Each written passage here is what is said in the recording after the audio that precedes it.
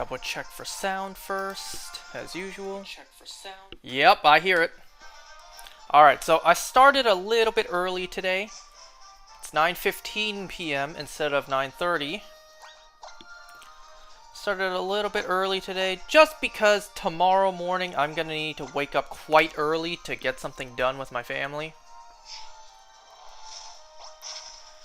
Tomorrow morning I gotta wake up at like 6 a.m.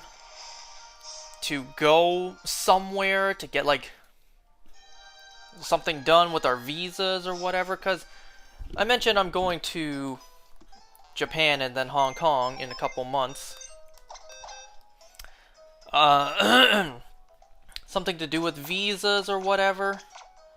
That's, you know, a whole bunch of like headache-inducing paperwork. So we gotta get up early to deal with that tomorrow morning.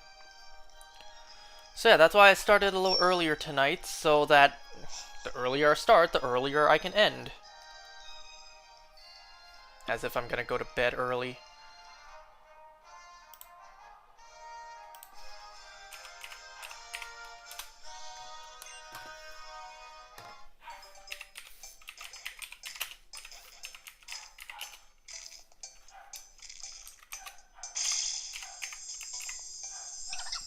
Also because I want the shiny.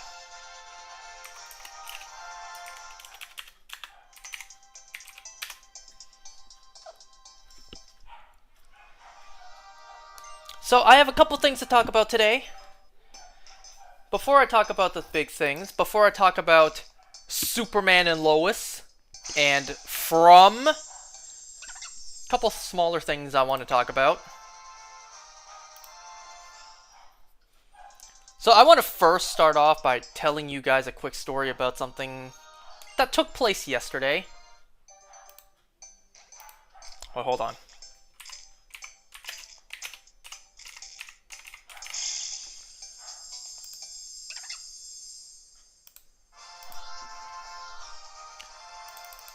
Well, I need to put on some sort of music.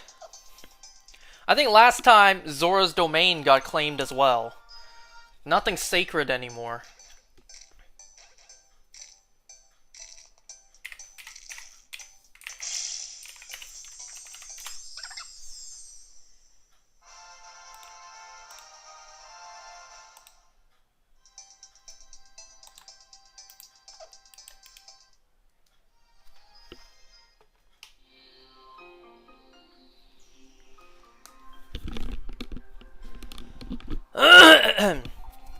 Alright, so let me tell you guys a quick...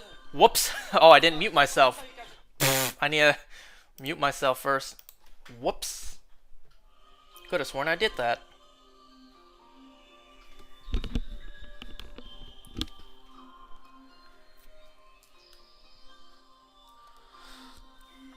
So, what happened yesterday?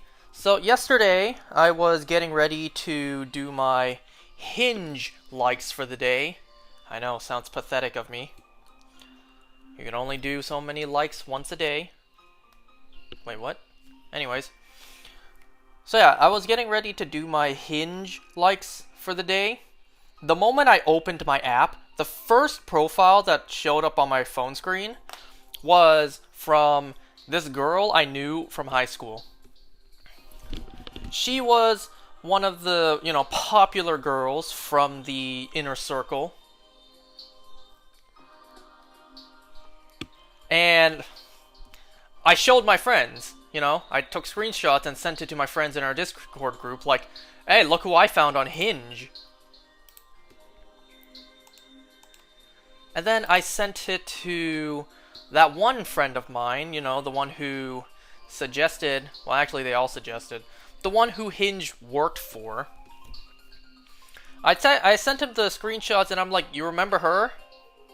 He replied like, yeah. Yeah, I do remember her, and she is an immediate nope, decline, X, not liking, swipe left. Like, she's an immediate nope. And then I replied, actually, I sent a like. He just replied, bro, no way. So I texted him like, buddy, let's be honest for just a second. As if I have any chance. Let's just be honest. Because that like I sent went straight to the nether. That like I sent went straight to the Shadow Realm. That like I sent went straight to the void at the end of time. Let's be honest for a second. Even if she opens her app because she saw she got a like, the moment she looks at my profile, she's gonna go, ew, that guy. Yeah, as if she even remembers me, right? So let's be honest, I sent a like, not expecting anything. Just like with this app, I started using this app not expecting anything. And you know what else? You know why else I sent a like? I'll be honest, I think she's kind of hot, and I thought that back when we were in high school as well. Now, there's a reason why I'm afraid to tell my friends who I found attractive during high school, because during high school, I was with someone. We don't talk about that time of my life. You know, I'm afraid to tell my friends like who else I found attractive during high school. Because I just know they're gonna make the argument, but you were with her at that time. And I'm just thinking like, okay, so? That doesn't mean I'm, genuinely interested. You know, it's almost like it's against the law. It's illegal to just simply find someone else attractive when you are with someone. Right? Now, I know just saying that out loud, that may sound pretty wrong, but it's like, let's say, for example, I actually ended up with someone, like today, right now, like I'm spoken for now. All of a sudden, that means I am no longer allowed to find people like Pokimane or Gal Gadot attractive. Like, they are just, by default, no longer an attractive-looking person to me. It's like, come on now. Yes, I was with someone during high school, but, that doesn't mean I didn't find other girls during high school attractive, right? I'm talking about when I was also in high school, okay? I don't want none of that allegations, okay? I'm talking about when I was in high school.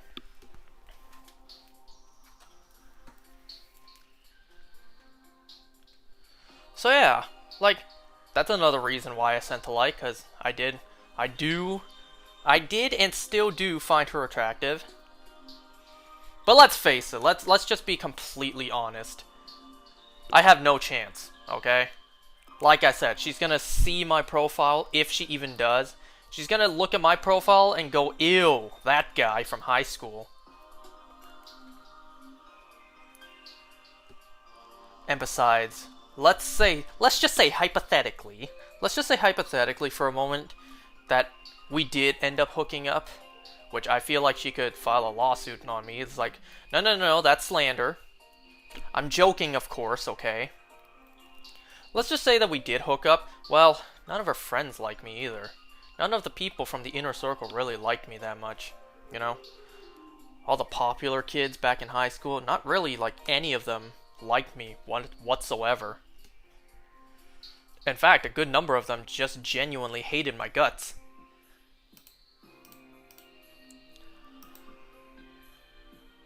But yeah, so that's just a quick story that happened yesterday.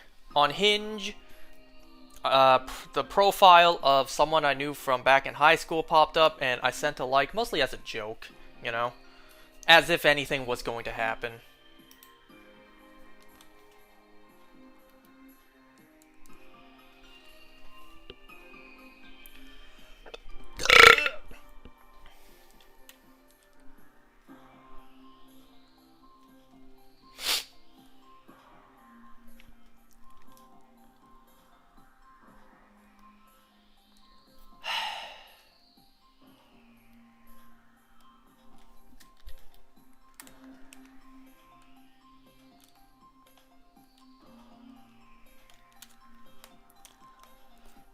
Alright, well, anyways, aside from that...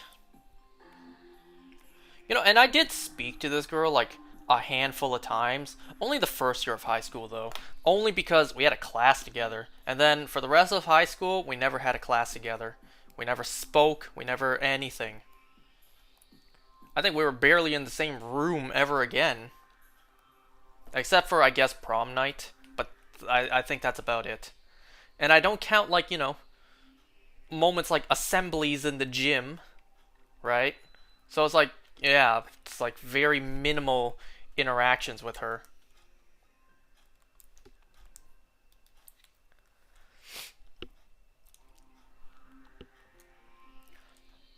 So I just want to also mention that, okay, first of all, I want to say that that friend of mine who actually, you know, succeeded with Hinge, like Hinge actually worked for him, and he's the guy that, you know, had a girlfriend recently, and he's also the same friend of mine who recommended From to me, that douchebag.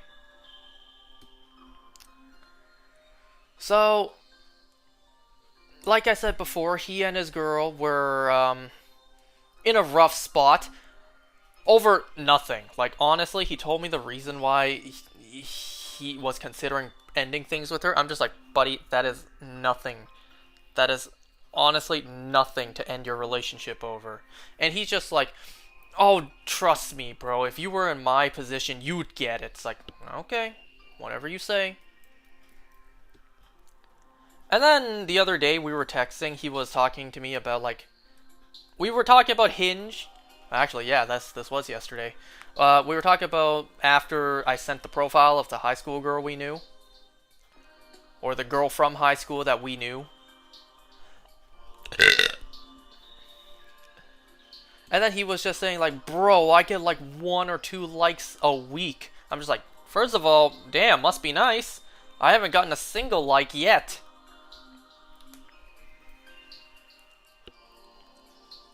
And then, you know, because he didn't flat out say it to me yet, I brought up the question, like, you know, I thought Hinge's motto was designed to be deleted. If you know, if you got Hinge to succeed for you, why do you still have the app? And then he's like, I'm thinking of re-downloading it because me and her things ended. I'm just like, okay. I'm not going to beat the dead horse, you know. I'm not going to further provoke. So I just didn't question any further. So he's telling me that he was planning to re-download Hinge. And trust me, I'll get back to that moment. So first, I want to mention also that yesterday, I saw a video by Optimus. It was a video on the fact that Chris Chan is expecting a child. He's expecting a kid. Or rather, Chris Chan is expecting, you know, Chris Chan's expecting to be pregnant, right? With a partner of his. Or theirs, sorry. So Chris Chan is seemingly going to father a child. And then in Optimus's video, he pointed out...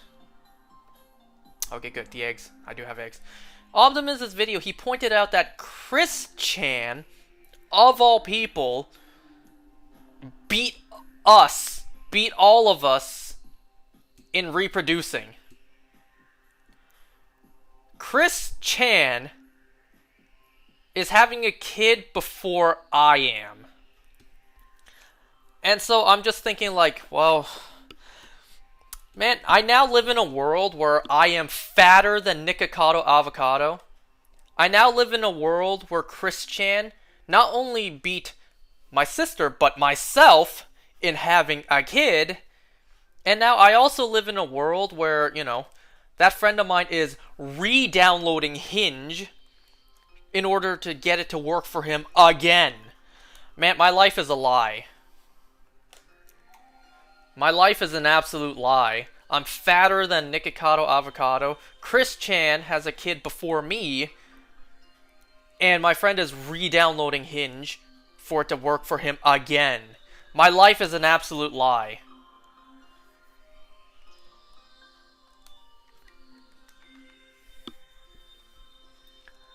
Oh, it wasn't until Optimus pointed out, you know. I was watching his video, And at first I was thinking, like, what everyone thought when they heard the news.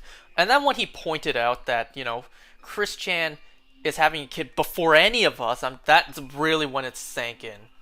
Or sunk in. That's when it really hit me, like, oh my god. I am failing at life beyond compare. Beyond comprehension. It's like, oh, I thought I was failing at life already. I am failing at life so much harder than I expected. So much harder than I thought. If Chris Chan is having a kid before me, I am such a failure at life.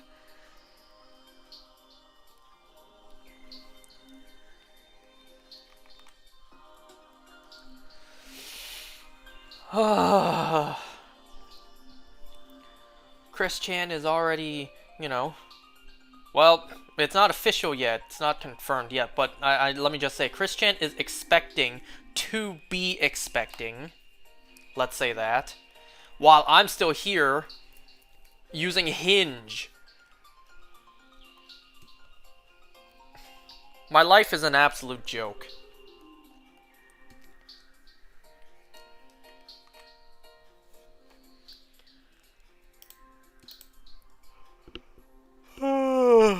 Well, let's talk about some more positive things for a change. I want to quickly go over the Sonic the Hedgehog 3 trailer 2. Because that came out, I think, earlier today.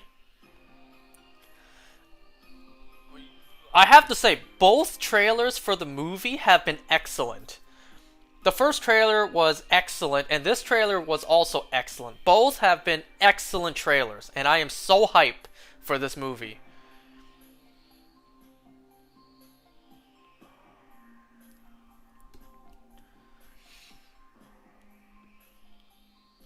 So let's see some highlights I noticed from the trailer. I didn't expect to get a Detective Pikachu reference. I didn't expect to get any, Pokemon reference. That does make me question, like, this is a big if, hypothetical if there ever is a Smash Brothers movie. Obviously we have Sonic already, and we have a live-action Pikachu already, but then it's like, will Sonic see Pikachu and be like, hey, there was a movie about you in my world? I mean, I guess it's not the most crazy thing, right? If the multiverse exists, somewhere out there has to be a Spider-Man, and then it's like, my world has movies about you, right? It's like fictional characters in universe will probably exist elsewhere in the multiverse, right? So, like, yeah, I really didn't expect to hear a Detective Pikachu reference.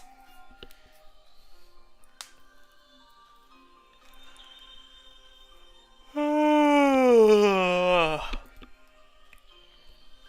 I also have to say that Keanu Reeves as Knuckles, Keanu Reeves as Shadow feels a lot more natural in this trailer. In the first trailer, it very much just felt like you were hearing Keanu Reeves slapped on top of a CGI Shadow. In this film, it really works. It really does. It really does not feel like, you're listening to Keanu Reeves' voice. It really just feels like you're listening to Shadow the Hedgehog's voice. So in the second trailer, Shadow's voice worked a lot better, blended in a lot better. I am hype to finally see not only a fat Eggman, but also a fat Eggman in a game-accurate suit. Mwah. Perfection. He even has the white gloves, too. Now, if he would only just, wear the goggles over his eyes, then perfection. Absolute perfection. But because, movies want to use the actor's likeness, they want us to see Jim Carrey's face. Which is so heartbreaking, because I want to see him with the goggles on, because one trait about Eggman is we're not supposed to see his eyes. Like, in the second film, he looked damn near perfect whenever he did have the goggles over his eyes. So, you know, sad. Shame. But whatever. We also saw Gerald Robotnik wear the same suit, just in white.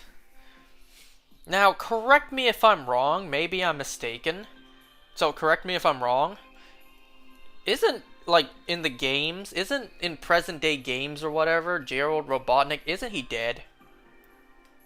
Like, isn't there just no Gerald Robotnik in the games aside from flashbacks? So, if I'm not mistaken, isn't this, like, deviating from the games a bit because Gerald is alive? So, correct me if I'm wrong there.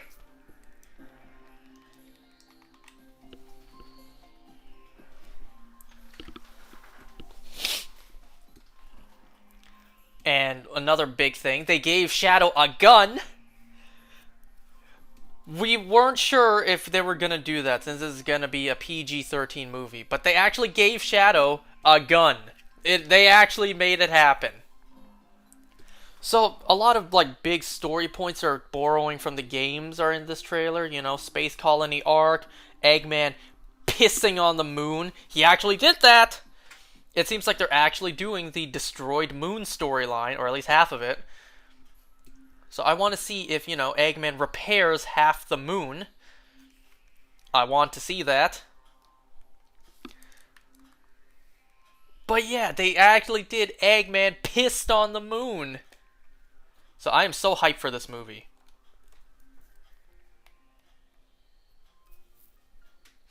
I'm actually still not sure if that's Jim Carrey underneath the prosthetics to play Gerald or not. Because I heard... I didn't look this up. I heard Jim Carrey was playing both, you know, Ivo and Gerald. So I don't know if that's actually Jim Carrey or a different actor. Maybe that is Jim Carrey underneath a plethora of prosthetics. I didn't look it up.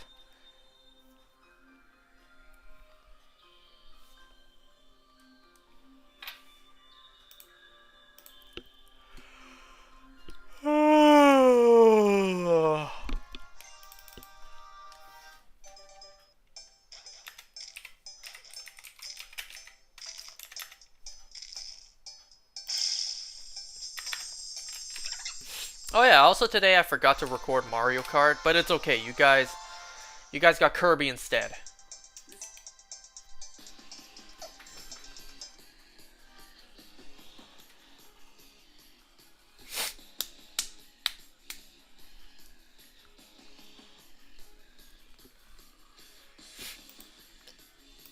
So aside from Sonic the Hedgehog 3. Oh yeah, there was also the end of the trailer. I wonder how that's going to fit into the film, right? I don't see any plot where that scene at the end of the trailer really works with the movie. So we saw Robotnik as an excited child seeing his grandfather dressed up as Santa and then jumping on him. I don't know where that's going to fit into the movie, right? Unless that's just a little holiday fun that they added into the trailer, and it's not in the movie. I really have a hard time thinking, like, how is that going to fit into the movie? And I still gotta say, like, he may look as close as possible to Eggman, but he just also doesn't feel completely like Eggman to me. Like, Eggman's not this childish, right? This just doesn't feel like Eggman to me. Like, not completely, at least. Almost. He's almost there.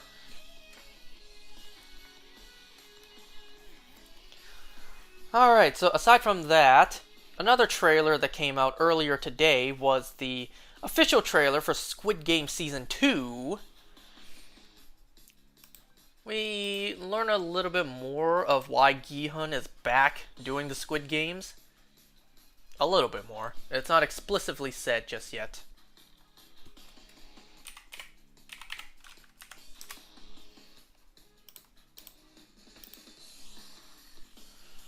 You know, obviously he went back to the Squid Games to try to stop them. Like, he wants to end the Squid Games.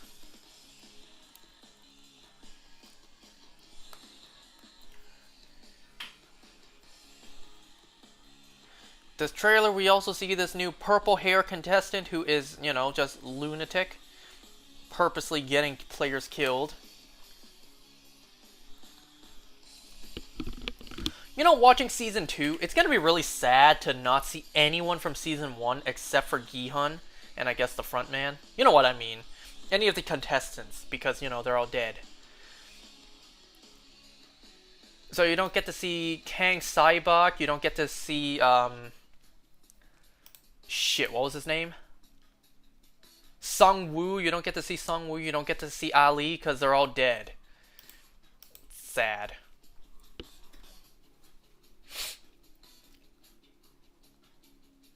You know, that scene where Gi-hun is frowning in front of the camera when they need their pictures taken. I saw memes about that. When he was smiling in the first season, I saw, like, 2019. Discord, other gaming apps, and then present day. It's his frowning face, and it's just showing, like, LinkedIn.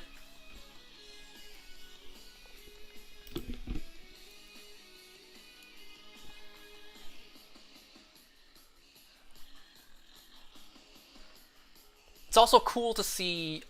I don't think in Season 1 we ever saw Gi-hun interact with the frontman, like, at all. He only heard his voice, but he never saw the frontman in person.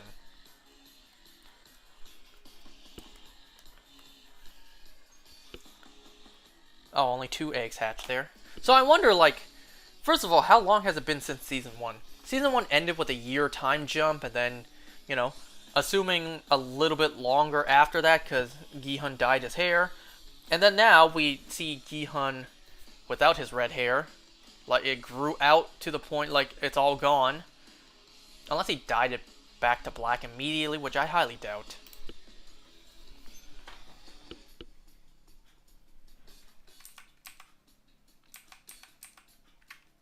So it also seems like in this trailer that Gi-hun is trying to fight back. Well, obviously, but he's literally going to fight back against, like, all the pink soldiers. We see in this trailer shot that he's going to pretend to be unconscious, and then, you know, he's going to jump them.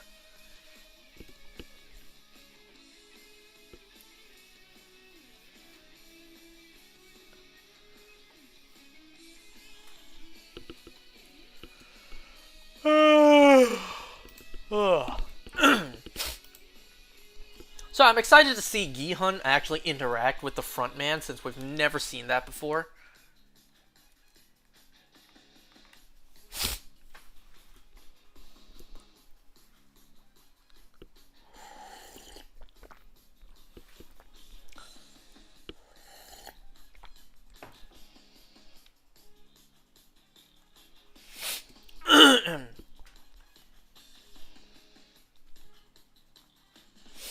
And I think that's about it. That's all I have to say. Talked about Optimus's video, talked about Sonic 3, talked about Squid Game Season 2.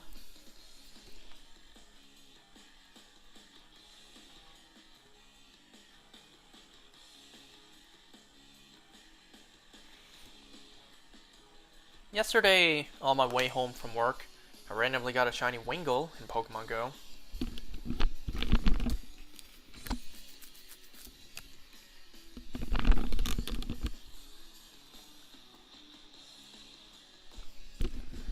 Alright, let's talk about Superman and Lois first. This was Season 4, Episode 9, so this was the second last episode ever. Next Monday is going to be the final episode of this wonderful show. Forever. It's kind of crazy to think that Tyler Hoechlin has been playing Superman for so long. He has been playing Superman since Season 2 of Supergirl back in, what, 2015? Or was it? No, 2016. 2015 is when Supergirl started. Season 1. So, Season 2, 2016, that was 8 years ago. Tyler Hoechlin has been playing Superman for the longest time. I think longer than any actor. And I say Superman, not Clark Kent. Because Tom Welling, he played Clark Kent for 10 years. Not Superman. He never wore the suit. He was never called Superman, except for like a couple of one-liners.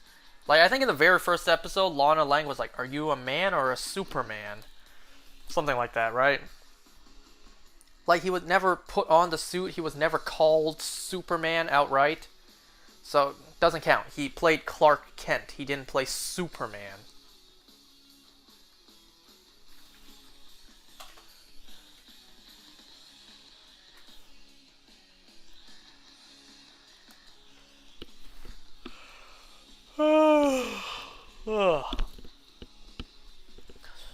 So, this episode was a very, like, calm, slower-paced episode.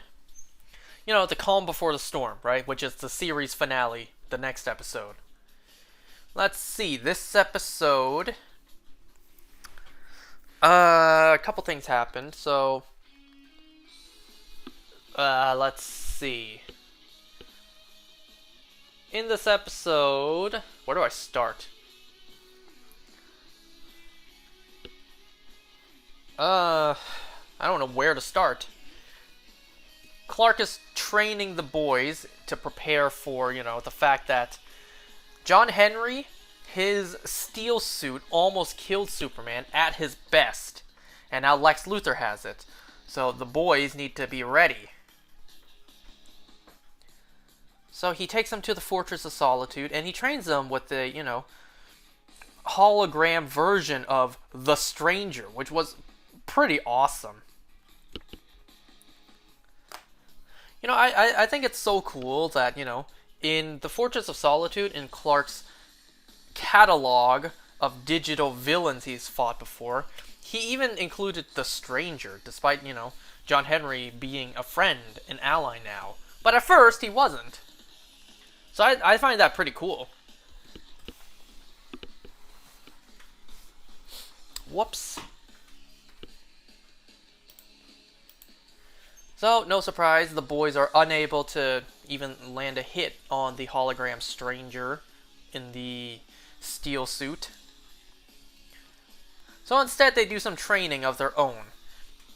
It's just, you know, Jonathan and Jordan together working as a team to fight Clark. Or not fight, but to try to land a punch. I mean, that was really cool. That was a really, you know, wholesome scene.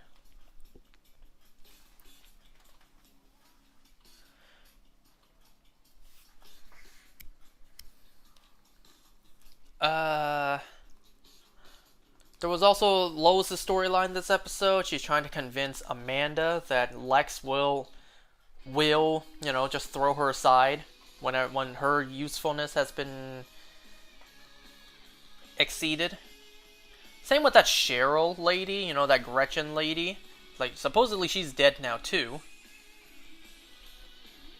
Lois, actually, to my surprise, goes and sees Bruno Mannheim. So Chad Coleman returned for this episode, much to my surprise. And, you know, he's agreeing to help in the fight against Lex Luthor. So, you know, it was really great to see Tyrese back in the episode. Back on the show. Well, eventually Amanda realizes that Lois was right. Lex only works for himself. They even discover where Doomsday's at. Doomsday is back in Smallville at the mines trying to go home. So Lex puts on his, you know, now Lexo suit. And he tries to, you know, kill Doomsday one more time. Because, you know, death makes Doomsday only stronger. By the end of the episode, we have this huge fight between Superman and an even more accurate-looking Doomsday with the face spikes and everything.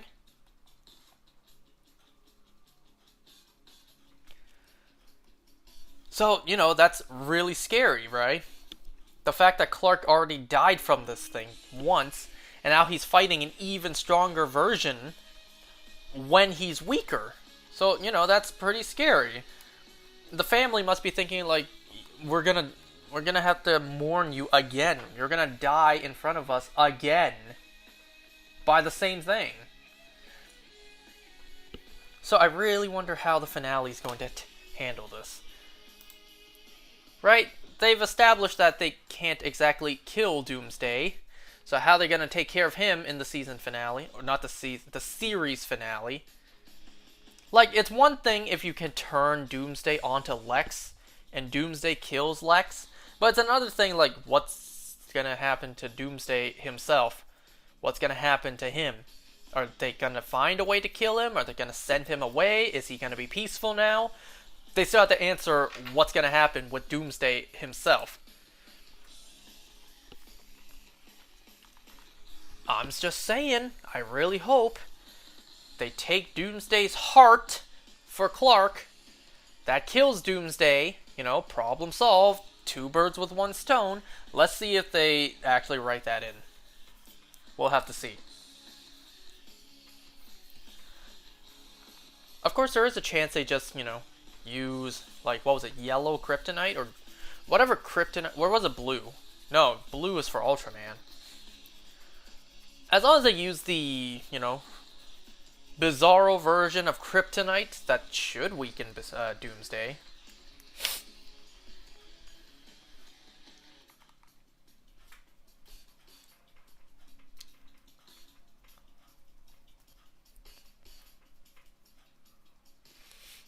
It really is sad. An era that is gone forever. The DC television shows on the CW. That era is about to end. 1 episode left, and when this episode airs, it's over. All of the Berlanti Productions is over. The only thing we have to look forward to moving forward is James Gunn's DCU, starting with Creature Commandos.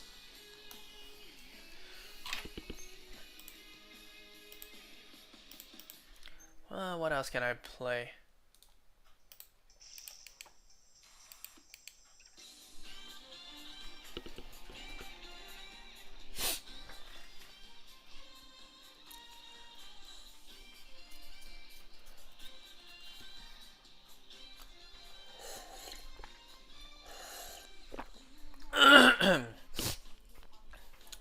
Like, this whole DC thing started, like, 20 years ago with Smallville. I think initially Smallville aired on, like, what, CBS? I could be wrong about that, but then, eventually the CW happened, and then Smallville aired on the CW.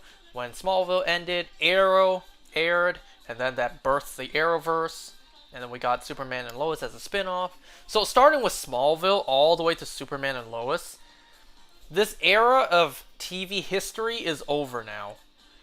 It's kind of poetic that it starts with Clark Kent and it ends with Clark Kent.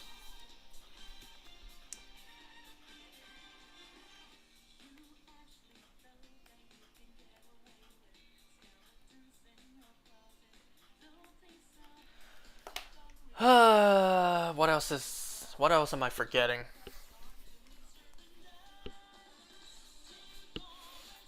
It's kind of sad, the fact that this show was initially meant to run for like 6 or 7 seasons, but we're only getting 4. Damn you, Next Star!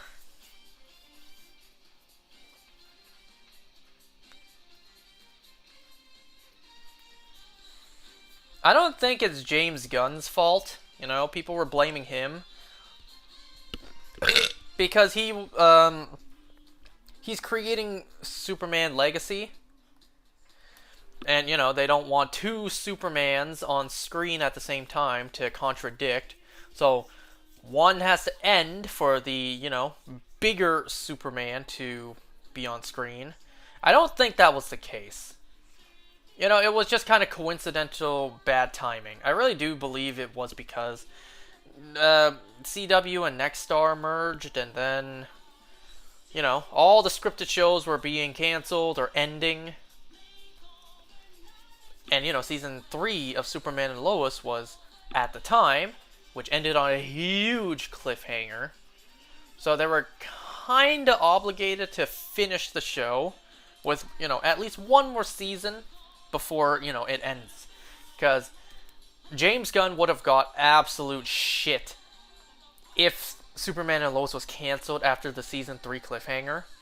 It wouldn't have been his fault, but he still would have gotten the blame.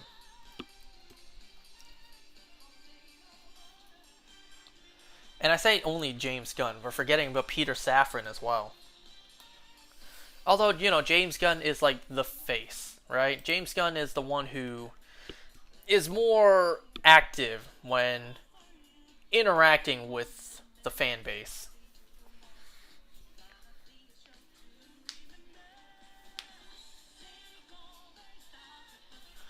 Alright, so now I'm just going to wait for that friend of mine to show up before I talk about From. This episode was just okay. That's it, it was just okay. The From episode, not Superman and Lois.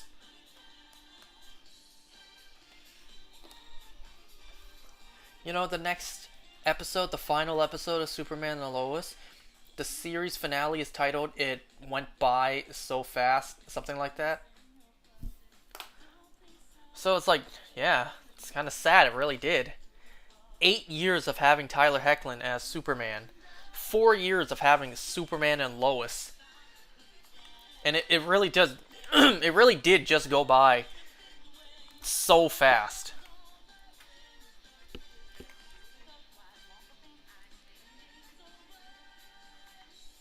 I'm not expecting any sort of like crossover cameo in the final episode. Say like Grant Gustin's Flash shows up just for a second to confirm, yes, it's in the same multiverse. I don't think that's going to happen. I think this series finale is just going to be self-contained. They're just going to do their own thing. I don't think we're going to get any sort of multiverse crossover for the final episode. I could be wrong, though. Maybe Grant Gustin filmed a scene in secret. I mean, hell, if they kept the Ezra Miller thing a secret, they could certainly do this one and keep it a secret.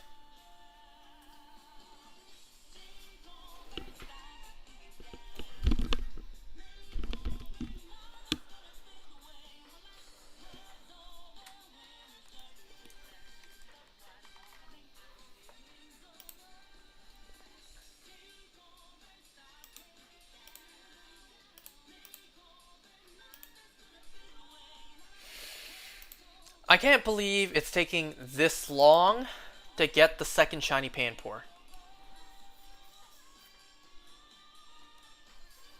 RNG hates me.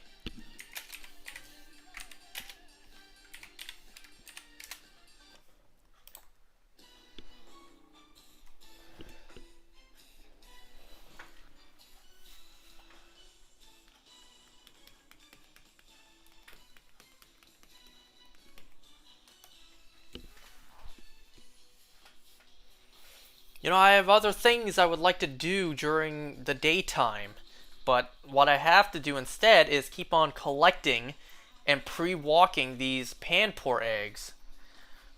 Obviously, after Panpour, I would have to do Furfurrow, which is like, at least I would know I'm making progress.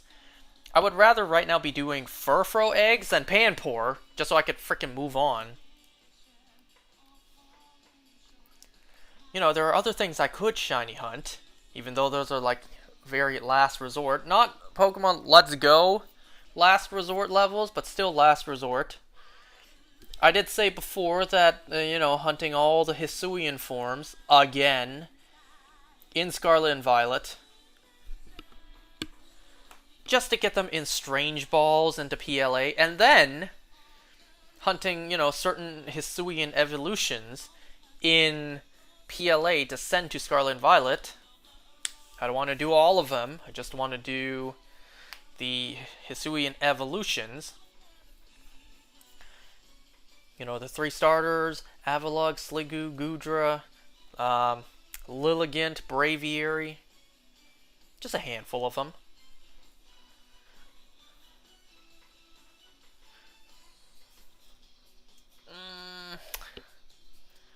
And I think only the Hisuian evolution forms. I don't want to do new evolutions like Weirdeer, Cleavor, Ursaluna.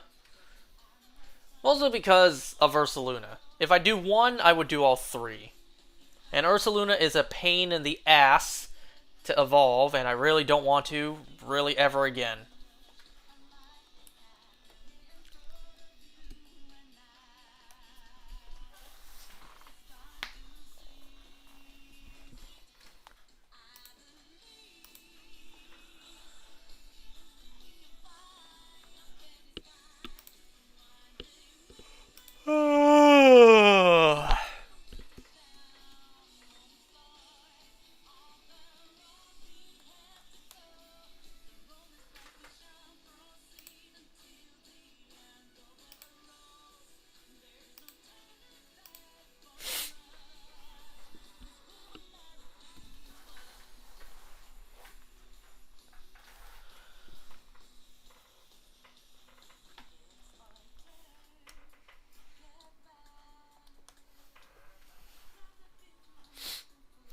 You know what, tonight I cooked steak for dinner.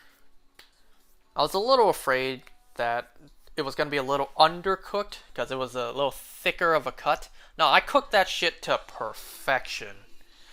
A lot of times when I'm cooking steaks, I really just eyeball it, you know?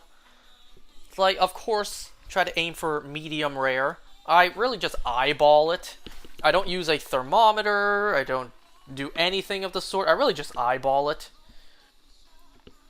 So I know the fire intensity with my stovetop. So I'm just thinking like, okay, how many times do I have to flip it? How long do I cook it before I flip? So this time, I was actually thinking, like, because this steak is a little bit thicker, I will sear it on high heat. 1 minute per side, 2 times. So 4 minutes altogether. So, you know, cook one side for a minute, cook on the other side for a minute, flip it for another minute, flip it again for another minute, and then take it off the heat. That's exactly what I did. So I cooked it for a total of 4 minutes on top of, you know, high heat. And then because I was just eyeballing it, I let it rest not in the oven heat for 5 minutes before I put it into the oven. The lowest my oven goes to is 175, I think, Celsius.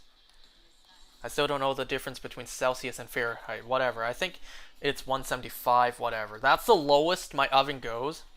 So after resting at room temperature for 5 minutes, I stuck it in there at 175 for 10 minutes to continue to rest. And then when 10 minutes was up, I poked it with a fork just to see, like, okay, do I take it out? Do I take it out of the oven, you know, until I eat it just to make sure it doesn't overcook, or do I leave it in the oven heat? Like, let me poke it to see just how squishy it is, depending on how cooked it is. It was rather squishy, so I'm like, oh no, I need to put it back in the oven until it's time to eat. And then when I cut it open, that John was perfect. Perfection. Obviously, there was a gray band due to the fact that seared it, but that's just a given, you know, it wasn't sous vide. But it was rather small. Small gray band, like damn near perfection, medium rare. I'm not trying to gloat or anything, right? I'm just saying, like, I really just eyeball it whenever I'm cooking steak. Now, yes, that does mean I mess up from time to time, but, you know, it's okay, right? It's okay. My family actually prefers a little bit more cooked steak. They don't want it, you know, they don't want it entirely pink medium rare, right? Or, you know, they won't complain if that's not what they get.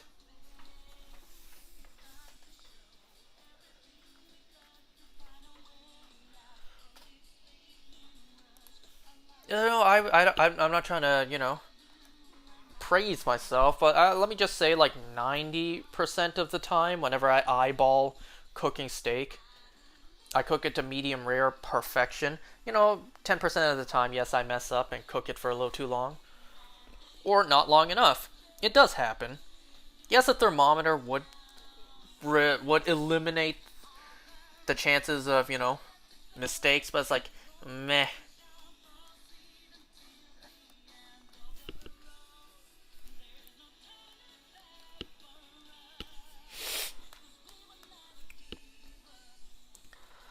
Uh, so today and also last night, I basically recorded that Kirby video. Thankfully, thankfully I did all those missions in a timely manner. I was really afraid that was going to take me several days to record. No, it just took me like in total a handful of hours to record all of it. So thankfully, it didn't take me too long. And then I needed like a little bit of time, like an hour to edit. You guys it may not seem like it, but lots of editing goes in. Especially the fact that I had so much recorded footage. Because, I needed to be recording for when I succeeded in passing, or, succeeding at doing the mission. What am I saying anymore?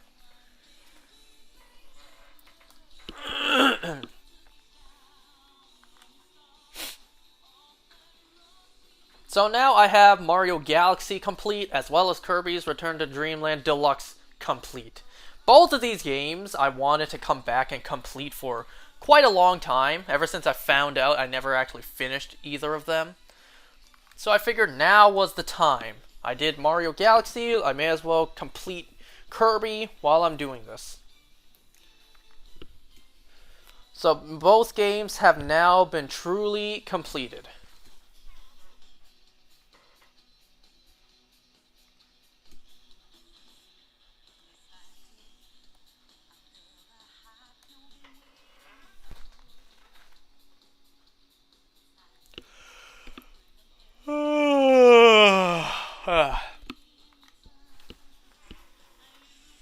Why does this Panpour hate me?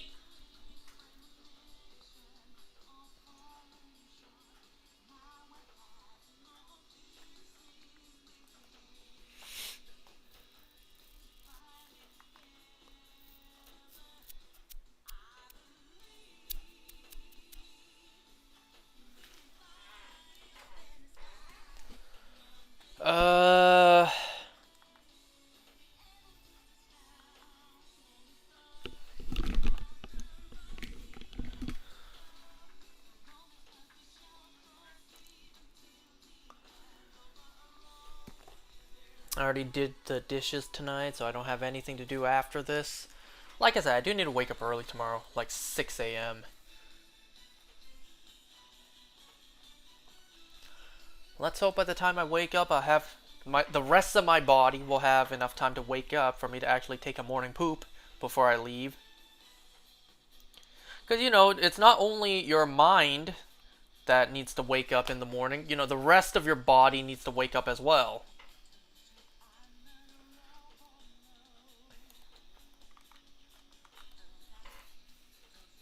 Like, you don't wake up immediately in the morning needing to take a shit. Sometimes you do, right? Sometimes. But majority of the time you wake up in the morning and you need a little bit of time before you get that urge to use the washroom, right?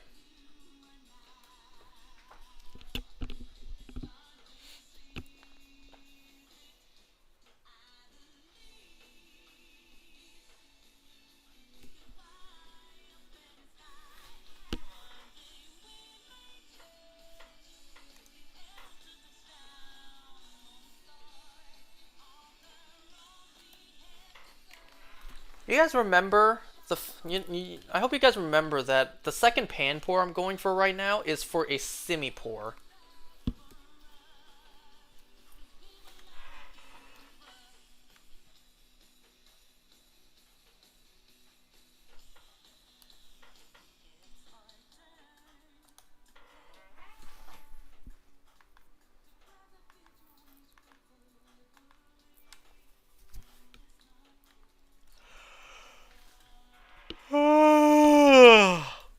Ah.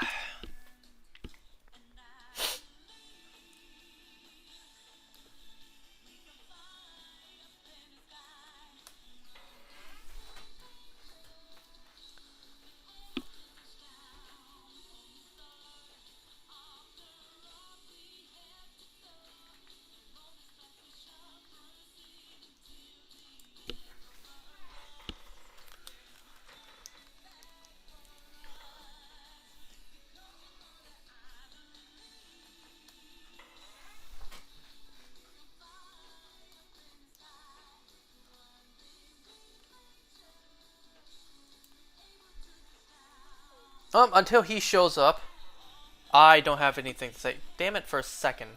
For a second, I thought that was shiny. No, it's not. Got my hopes up and everything.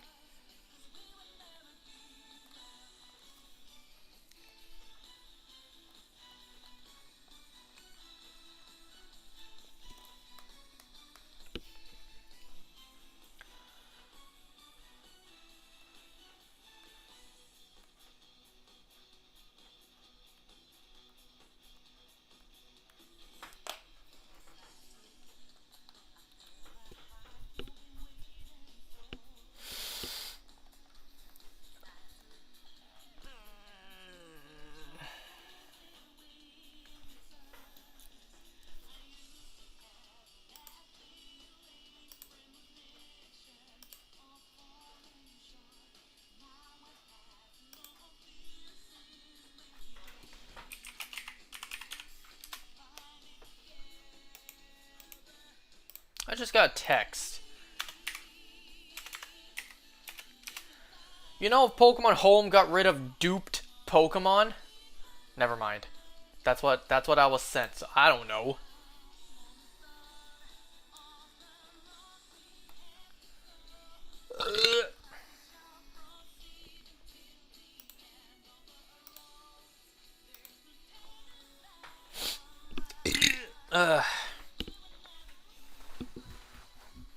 So let's see, now that we are just days away from December, let me just go over again all the good stuff coming out in December. Got Creature Commandos, got What If Season 3, Squid Game Season 2, Sonic the Hedgehog 3, Kraven the Hunter. Am I missing anything? So, you know, bet that I would talk about all that stuff in due time.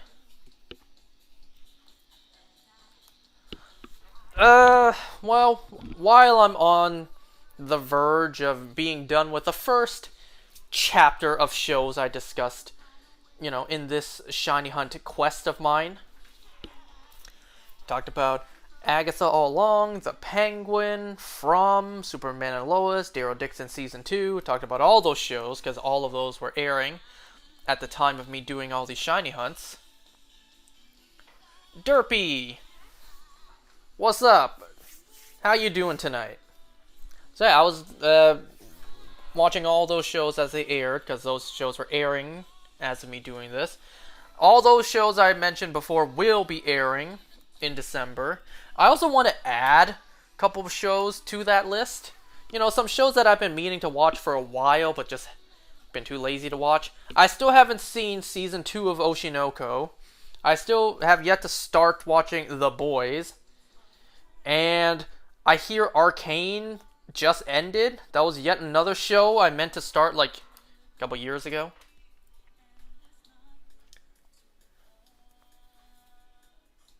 This morning I pulled off a solo one shot on Torterra. Nice. Torterra's still going? That's not over yet? I know it came back for a second weekend. Isn't that weekend over? It's not... No, it's over? Okay. You know, because I typically just do it the first or second day of the first weekend, and then I just don't think about it anymore. Unless it's something really good and really easy to grind. Grind for the EXP candies and Herba Mysticas. Kind of like Hisui and Typhlosion was. Oh, you haven't connected online, so you still have it. Or had it. Nice. Or you might still have it. I don't know what you plan to do with it. Maybe you do plan to just keep on grinding it for EXP candies and Herba Mystica.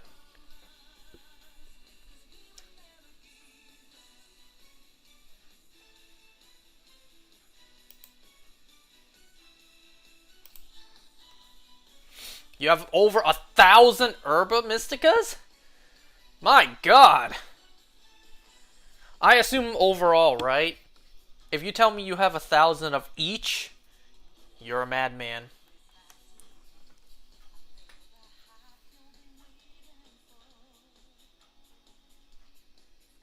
Jeez, and I thought I had a lot.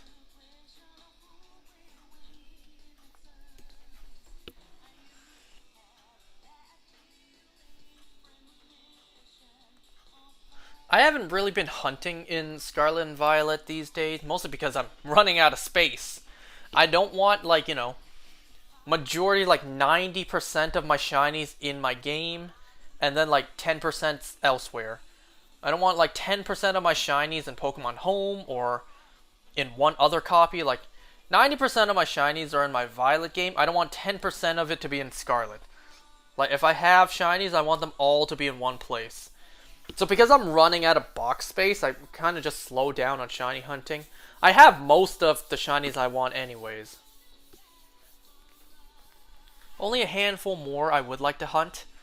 Like, I did want Fracture. Thankfully, I held off on hunting Fracture because there's a shiny boosted event happening for that soon. So thankfully, I held off on shiny hunting it. 1k of each is impossible as it goes to 999, but you can get very, very close. Close enough, right? We all know what you meant by 1,000. We all know what we're talking about when we say 1,000 of an item.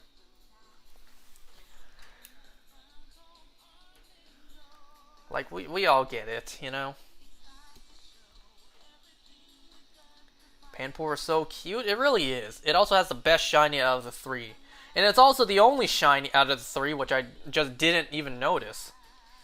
For the so-called best shiny, I surely didn't notice it.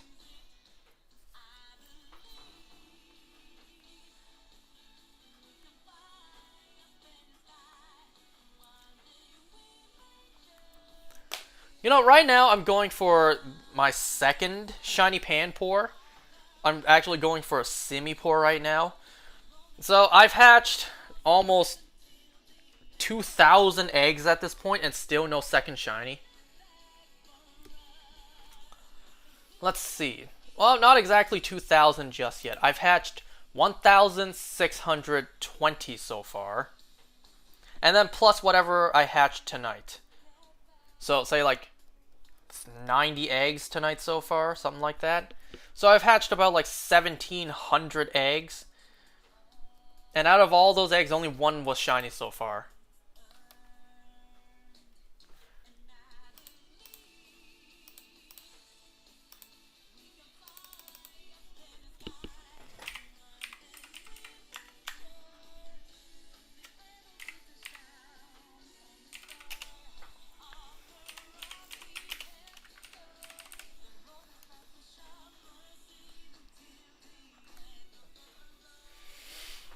So I do need a couple spots of my, diminishing shiny boxes, like inventory space. I need to reserve some of it for the Fracture event coming up, for the shiny Rayquaza raid coming up. Also, someone, that person who just texted me on Discord, he wants me to help him hunt for the Scarlet paradoxes at some point. So, obviously, if we're going for shinies, I want a piece of that action as well. So I'm going to try to do the technique where we both get the shiny by me saving the game. I close the game after he encounters, blah, blah, blah. I hope Panpour and its line is in ZA. I'm predicting it is. That's why I'm hunting for it now.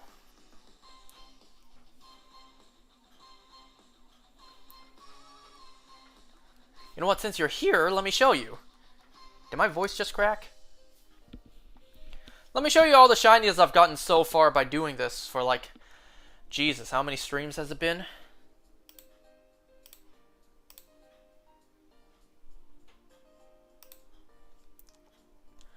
And I know Panpour kind of looks bad when it comes off the camera, right?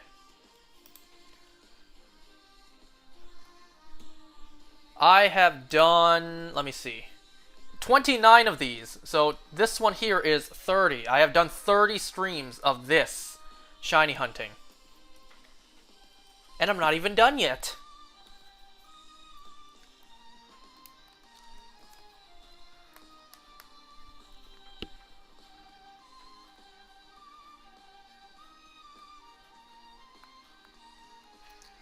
Alright, let me let me show you real quick. These are all the shinies I've gotten so far. I have gotten 3 shiny Patrats when I only needed 2. One of them I will evolve into a Watchog. I got 3 shiny Pansages, once again when I only needed 2. One will be evolved into a Simi-Sage. I forgot it for a second.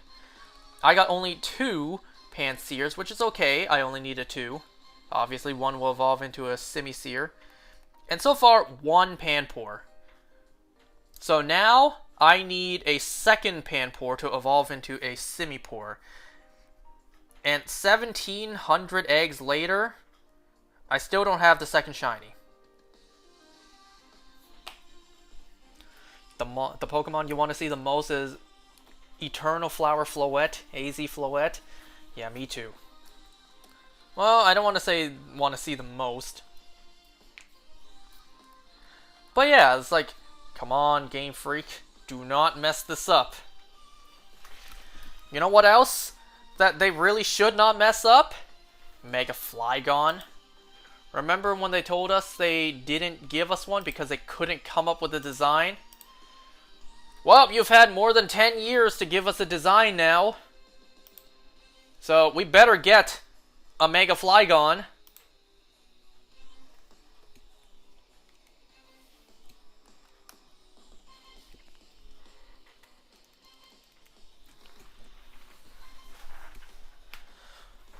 Want me to run down everything I'm planning to hunt? Because it's pretty convoluted. But just trust me, I know what I'm doing. This is the only thing I know what I'm doing in.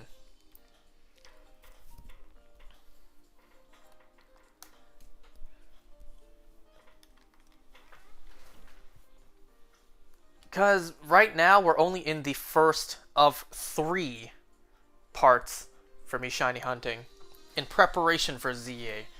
There are, 3 distinct groups I'll be hunting for. We're in the tail end of the first group now, but we're still not done. So the first group is going to be everything that's not on Switch yet. But I am predicting they will return in ZA, because, they all spawned in the original Kalos game, and also it's literally just the last 9 that aren't on the Switch yet. So I'm predicting all of them will return in Pokemon Legends ZA. Patrat, Watchog, Pansage, Simisage, Panseer, Simiseer, Panpour, Simipour, and Furfrou. Those 9 I'm predicting will return in Legends ZA, so I'm hunting for all of them right now. After I hunt these 9, up next I will be hunting for Xerneas and Yveltal, as well as Zygarde. I'm hunting all 3 Kalos legendaries because 1, I'm predicting they're all gonna get Mega Evolutions. Because, how is the legendaries of the region not gonna use their own gimmick? And 2, I'm predicting they're gonna be shiny locked. The only other Legends game we have to base off of is PLA, and all the legendaries were shiny locked in that game. So I see no reason why Game Freak won't do the same. So that's why I'm going to hunt Xerneas, Yveltal, and Zygarde. I'm predicting they're all going to get Megas, and they're all probably going to be shiny locked in ZA. And then third group is going to be all the Mega Legendaries. So Mewtwo, Latios, Kyogre, Groudon, Rayquaza. I'm going to hunt all Mega Legendaries because... Can this thing focus, please? Focus! I'm hunting all the Mega Legendaries because, same thing, I'm predicting they're all going to be shiny locked. And if they're not shiny locked, then great, I'll just hunt them all again. That's why, it's called Legends Arceus Prep Hunt. Anyways, gonna hunt in Dynamax Adventures, I'm guessing. Close. Where is it? Because no way in hell I'm doing Xerneas and Yveltal again, because their Dynamax adventures are hard as hell. I paid $60 to buy a second copy of Ultra Sun just to get Xerneas. Because the original copy I have, that has all my progress in it, and I don't want to restart it. So, I had this convoluted plan to get my hands on another copy of Ultra Sun, just for one shiny. Well, that's not true. You know, there's still gonna be the Mega Legendaries to hunt. I just don't want to do them in Dynamax Adventures again. So, Xerneas and Yveltal, I am going to hunt in Ultra Sun and Moon, but Zygarde, I have no choice. That will definitely be hunted in Dynamax Adventures. And I have absolutely prepared. I have maxed out Dynite ores. I have 1,000 Pokeballs ready. Shiny Charm, of course. So I'm ready. When the time comes for me to hunt Zygarde here, I'm ready. Ugh.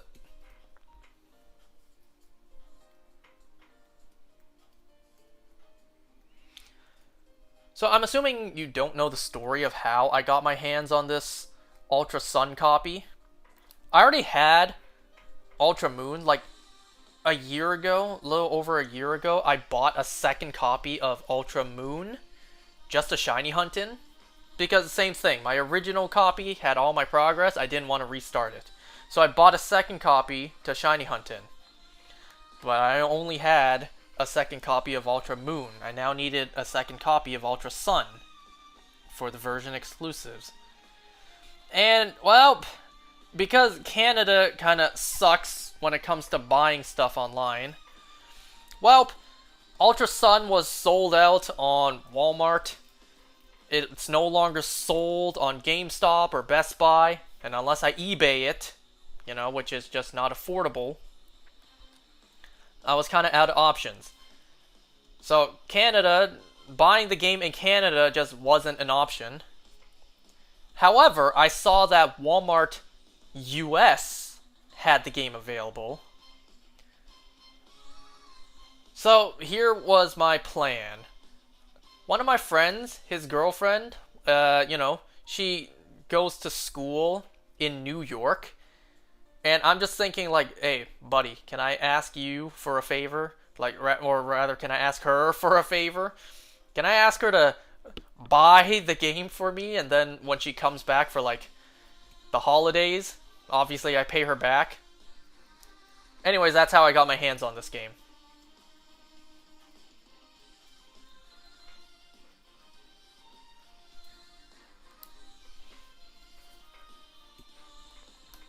Alright, this douchebag's here. Let's talk about From.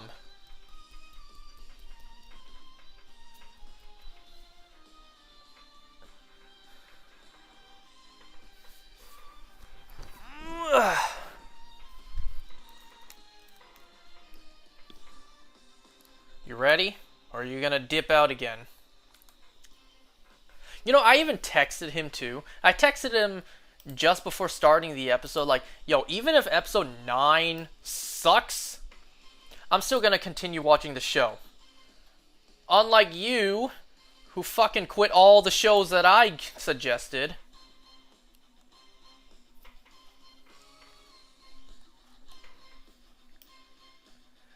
And then earlier tonight, he texted me like, episode 10 is okay. I'm just like, that's it? Just okay? It's like, never mind, I quit the show. He replied like, okay, great, I can now spoil everything for you. And then I replied to you. I'm just like, man, I don't even get to do that. You spoiled everything for yourself when you quit the shows.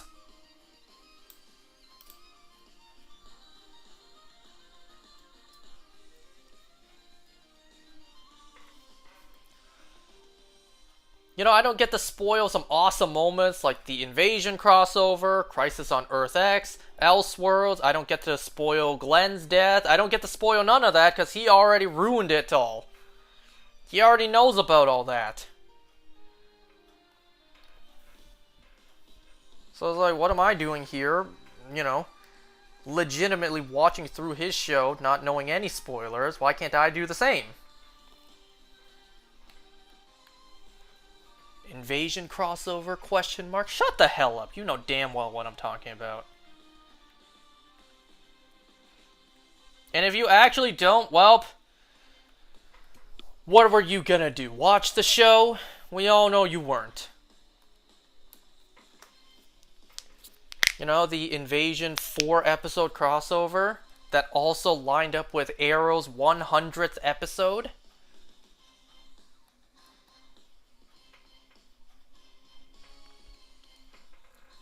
So anyways, let's talk about shit, from. Ugh.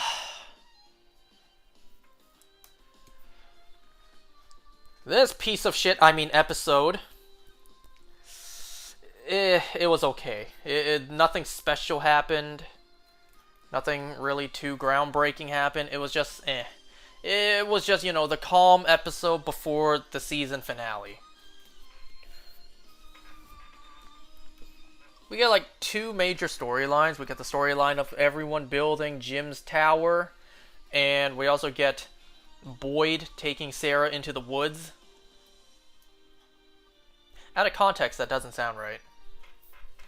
I can't help but notice, like, everyone in the show is treating the tower like it's going to save them all. It's like, do you people not realize what the tower's meant for? It's meant to broadcast. It's meant to potentially broadcast out and tell people you're trapped somewhere. The most that'll do is let people know you're alive. So it's like, what the hell do you expect to accomplish with a tower to broadcast out a signal? It's not like they can really find where you are and cut a hole open to let you out. Is like, what do people expect this tower to do? All it's going to do is potentially broadcast a signal out and tell the world you're alive. You tell the rest of the world you're trapped somewhere. 1, no one's gonna believe you. 2, even if people do believe you, they're not gonna be able to get to you. And if they do get to you, well, they're trapped too. So I don't get what people were thinking when, the tower. Everyone in the show is treating the tower like this is our ticket home. It's like, really? Is it now? Doesn't seem like it for the next 2 seasons.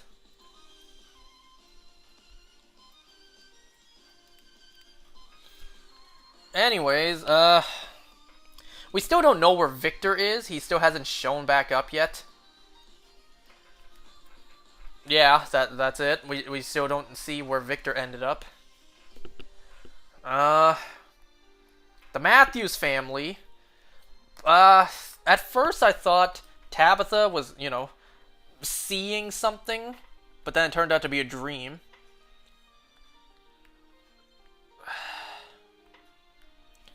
Tabitha walking up from the basement, she looked like she was walking up this tower that almost looked like that tower in Attack on Titan. That same tower where Ymir revealed herself as the Jaw Titan, that tower. That's what it reminded me of. It also kind of reminded me of the tower Shrek climbed up to save Fiona. So yeah, I thought Tabitha was seeing something, turns out it was just a nightmare.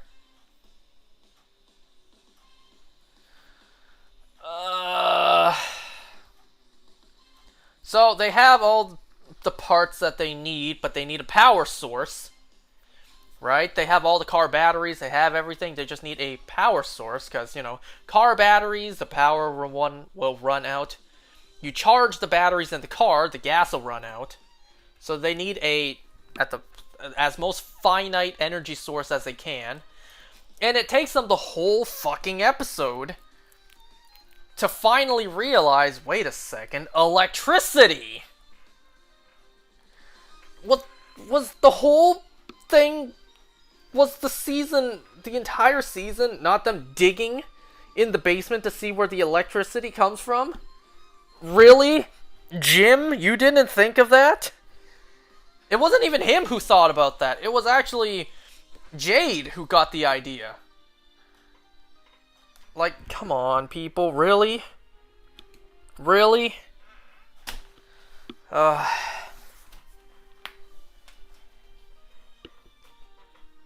so, yeah, they're moving forward with building the tower.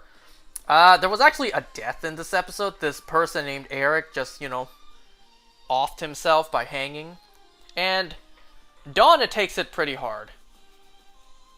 Donna's not only grieving this, random character that we've never seen before and we're expected to care for. We see this guy, took his own life. We're supposed to feel sad, but then it's like, his name was Eric. Who?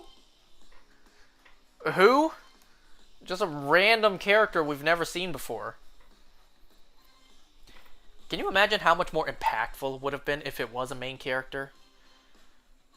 Though, contract reasons and the fact that this show has no balls, clearly they weren't going to do that. They were just going to introduce a random character for 3 seconds and then kill him off.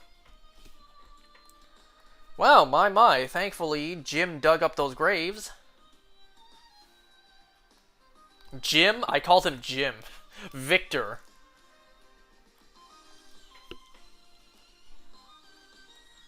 So yeah, Donna takes it pretty hard.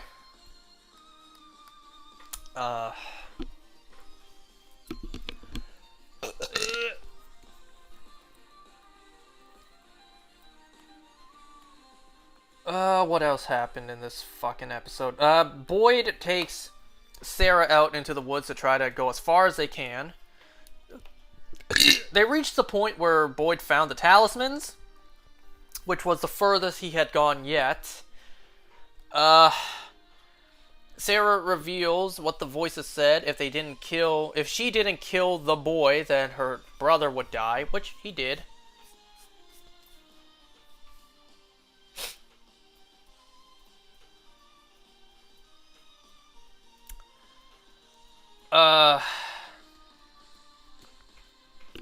Well, they stumble upon this tree that has a bunch of bottles hanging, like wine or beer, like glass bottles just hanging off of it. And it looks like each bottle has a piece of paper inside, a note.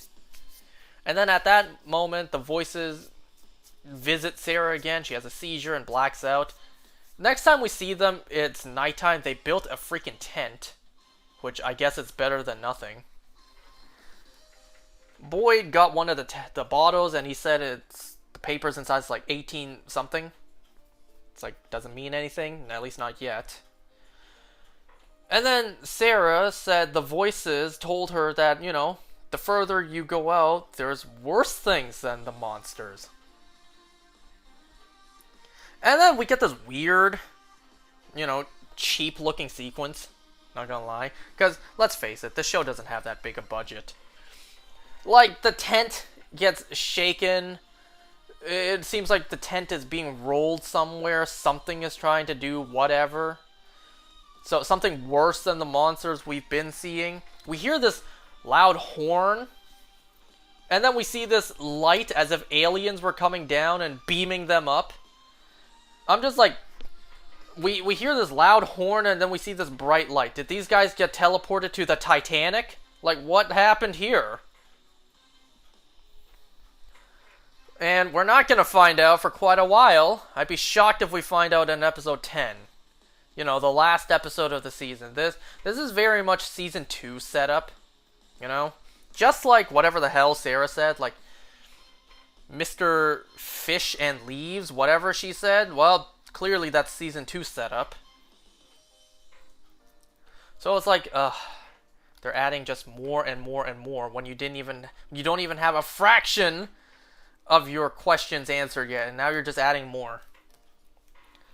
Okay, well, that was a bunch of season 2 setup.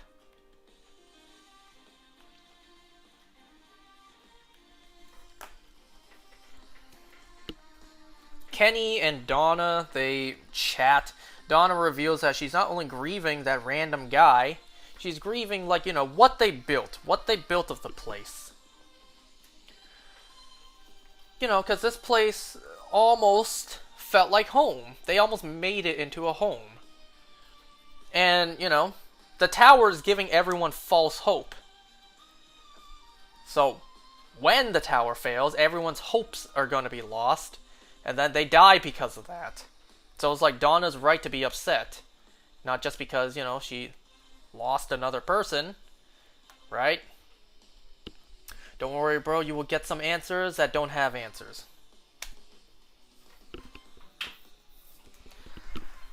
It's kind of like the answer of what the town did before the talismans.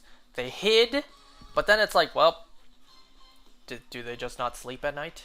Because the fact that they're hiding for their lives at night?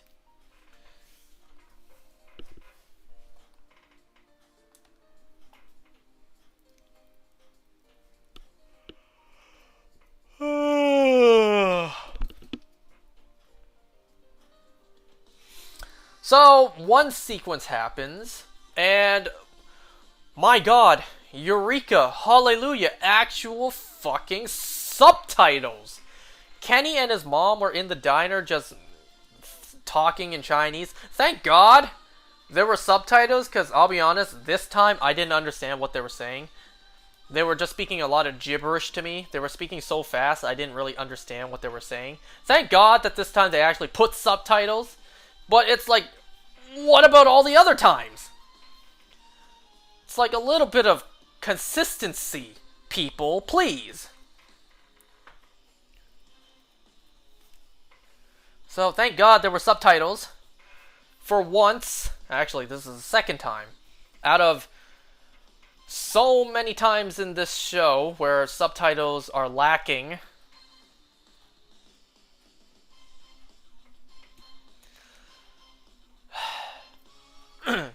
Just to make you possibly interested in this show can be somewhat related to FNAF. Just for you saying that, I might quit this show. I might give up on this show. Just for you saying that.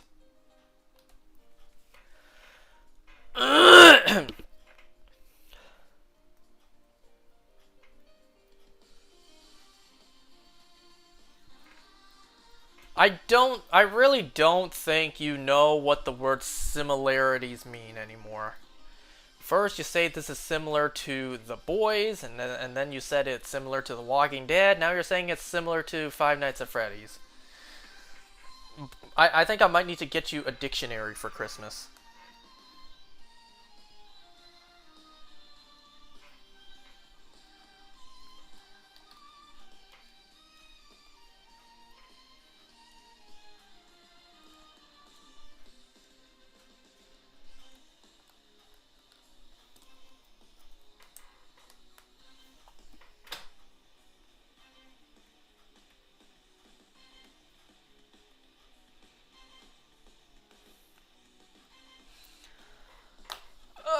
What else happened?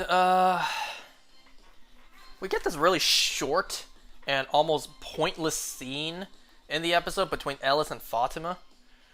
They sit, they talk about the tower, and, you know, they're talking about, like, how do we go home after everything we've seen and done here to survive?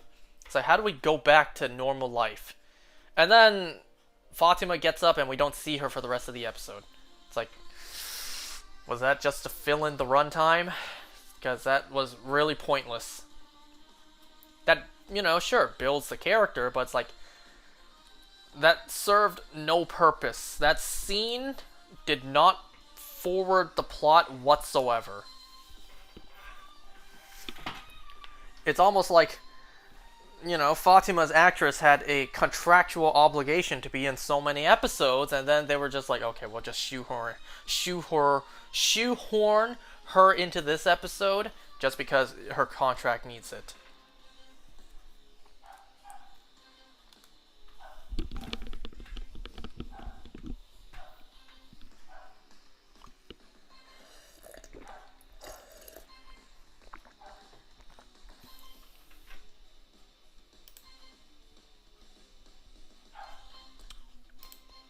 You sent me a screenshot of the Five Nights at Freddy's 4 crying child, you know, 8-bit games.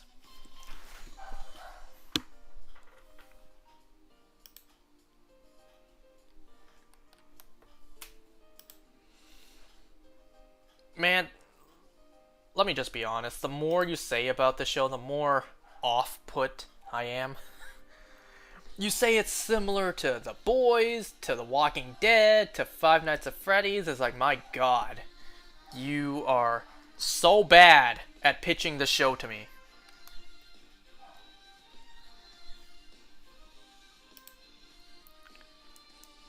Like, it is astounding how bad you are at pitching this show towards me.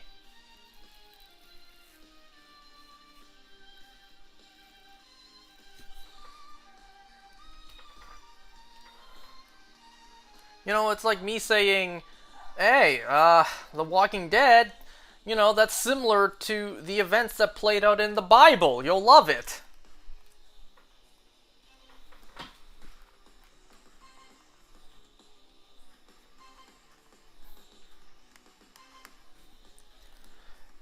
You know, it's like, man, you really should watch The Walking Dead. It's very similar to the Sonic movies.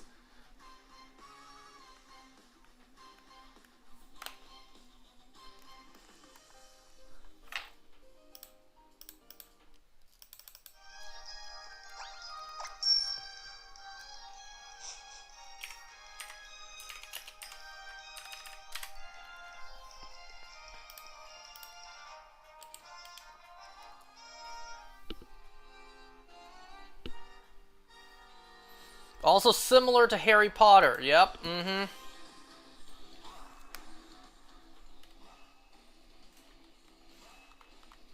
course, actually, in this case, I wouldn't know. I've never seen the Harry Potter movies. It's just never interested me.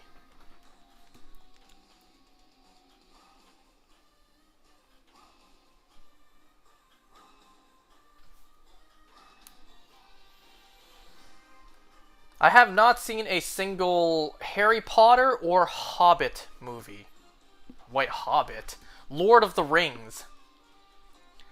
Neither franchise really interests me, so I've just never seen a single movie out of either one.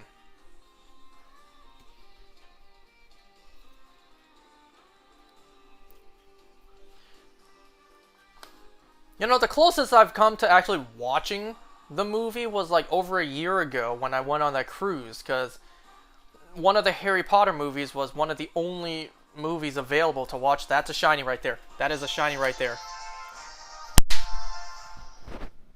We finally did it!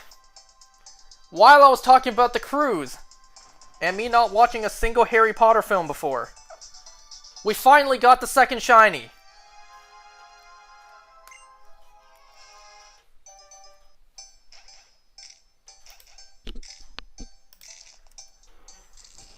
Oh, it's over.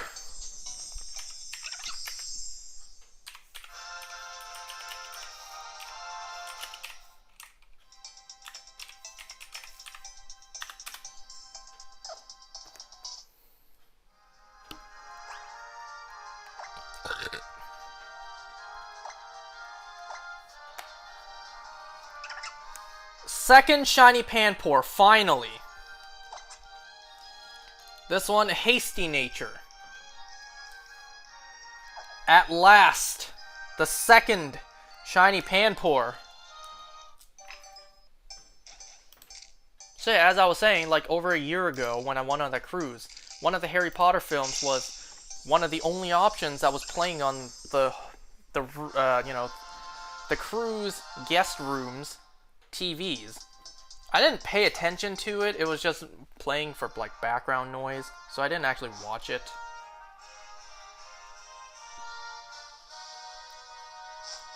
I think it was like Deathly Hallows Part 1?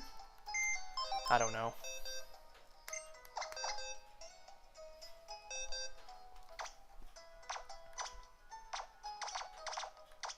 I'm glad I actually noticed the shiny this time.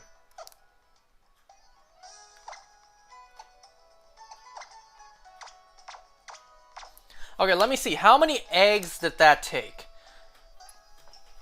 How many eggs in total did this shiny take? So let's see. 1, 2, 3, 4. So 4 times 30, that's 120. 6, 12, 18, 24, 25, 26, 27, 28. 148, 120 plus 20.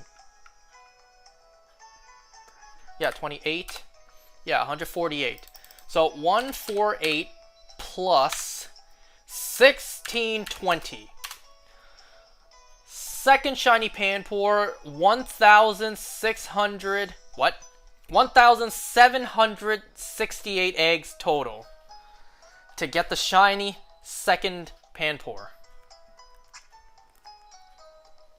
Too bad Derpy didn't stay long enough to see it. I mean, I still have, 2 boxes worth of eggs and this. So let's see. Out of how many eggs total did it take me to get 2 shinies? Let's see. 2. So 7 boxes plus what's going to be 5. So 7 times 30. 210, so 215. 1620 plus 215. It took me a total of 1,835 eggs to get 2 shinies, where the odds are 1 in 512.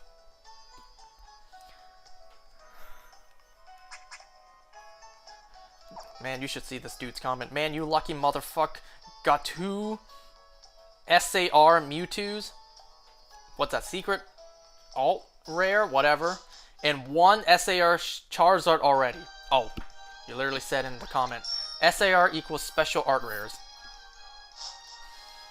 So yeah, the Pokemon TCG Pocket, that app, I pulled 2 SAR Mewtwo's and 1 SAR Charizard earlier today. Well, actually, I didn't pull all 3 today. Previously on 2 separate occasions, I pulled 2 SAR Mewtwo's, and earlier today, I pulled an SAR Charizard.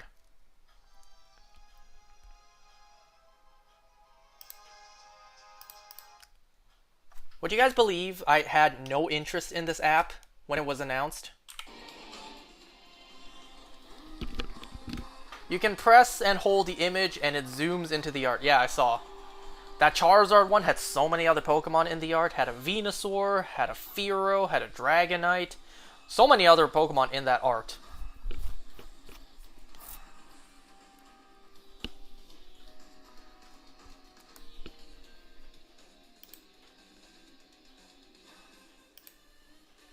But yeah, can you guys believe when that app was first announced, I had no interest in it? Because I just don't collect Pokemon cards anymore. Unless they come from McDonald's. Which there actually should be another Pokemon McDonald's collab happening soon. Something for like the Year of the Dragon. Dragon D's. Anyways, there's a lot of cards, dragon themed, coming out soon.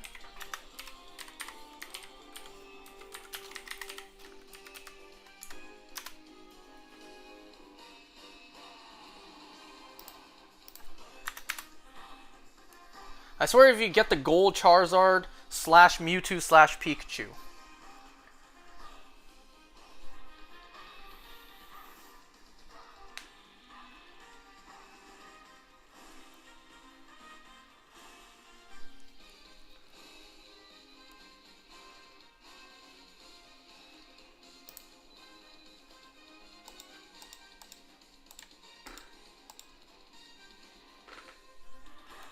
Anyway, so I'm seeing here on Screen Rant that here are the cards we're going to get. We're going to get a Charizard, Dragapult, Dragonite, Drampa, Eevee, Hatenna, Hydreigon, Jigglypuff, Koraidon, Miraidon, Pikachu, Quagsire, Rayquaza, Roaring Moon, and Umbreon. So we're going to get those cards in McDonald's soon. I will spend a lot of money gaining a lot of pounds for these pieces of cardboard. I will.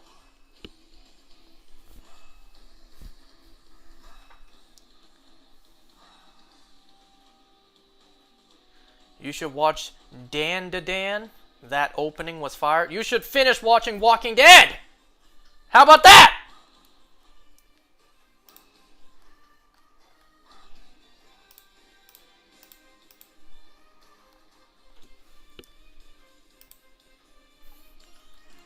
What? I'm not salty that this guy quit my shows and that I'm thoroughly watching through his No, not salty at all.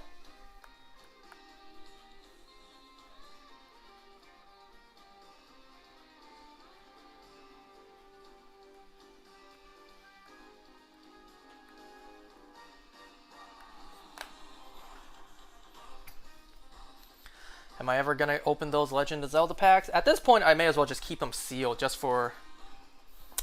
What's the word I'm looking for? The. What's the word I'm looking for? God damn it. No, not collection. Vintage, just for vintage sake. I may as well just not open those packs just for vintage sake.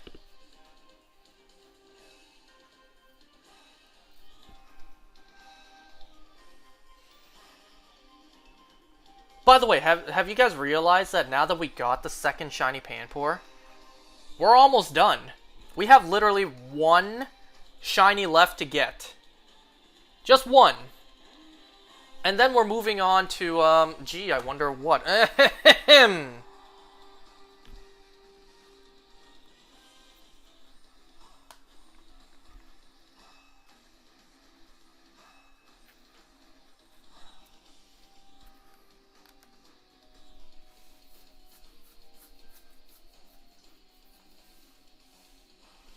Shiny pansexual? How do I ban this guy? Where's the ban option real quick? You're banned. For that comment, you're banned.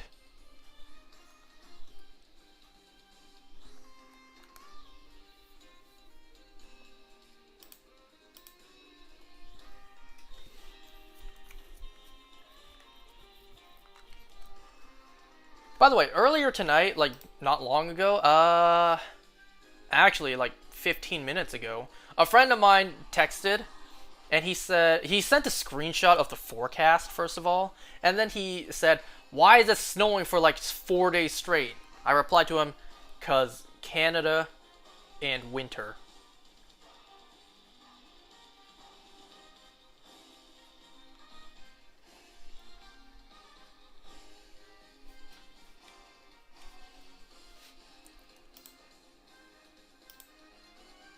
Oh yeah.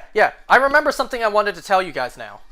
So this happened to me, if not yesterday, then the day before. I think it was yesterday. Because yesterday was Monday. This sure as hell didn't happen to me on Sunday. Okay, so yeah, this happened to me yesterday morning. I want to first start off by, maybe calling out a couple people I know.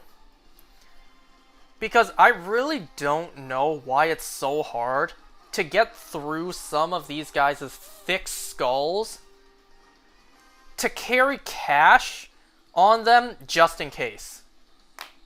I really don't know why that is such an impossible concept to perform day to day. So let me tell you what happened yesterday morning.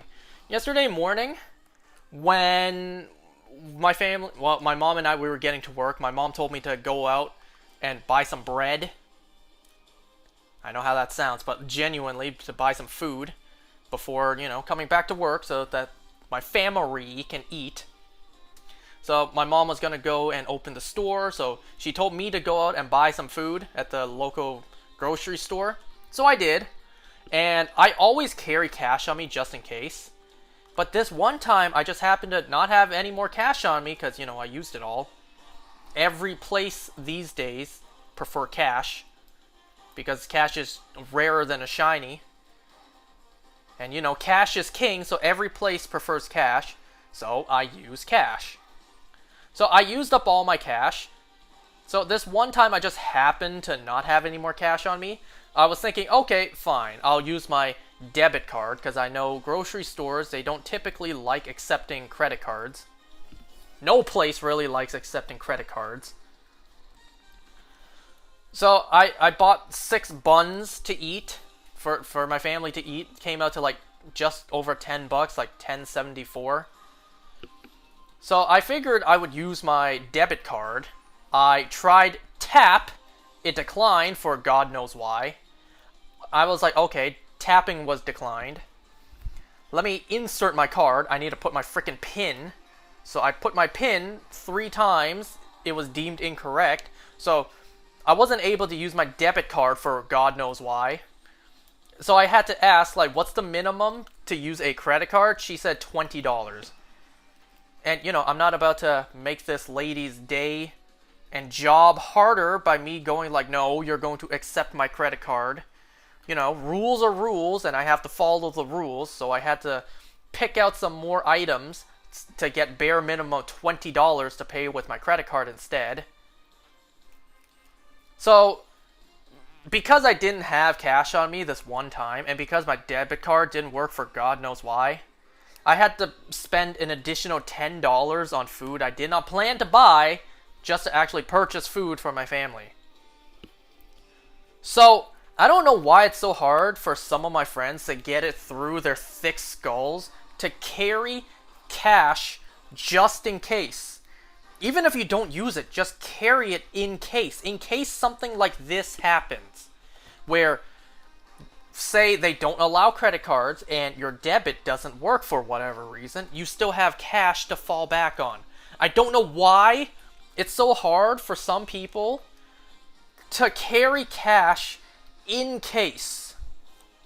Some of my friends made the argument, like, I don't want to carry change. It's inconvenient. I don't want to carry the coins. I'm just like, bitch.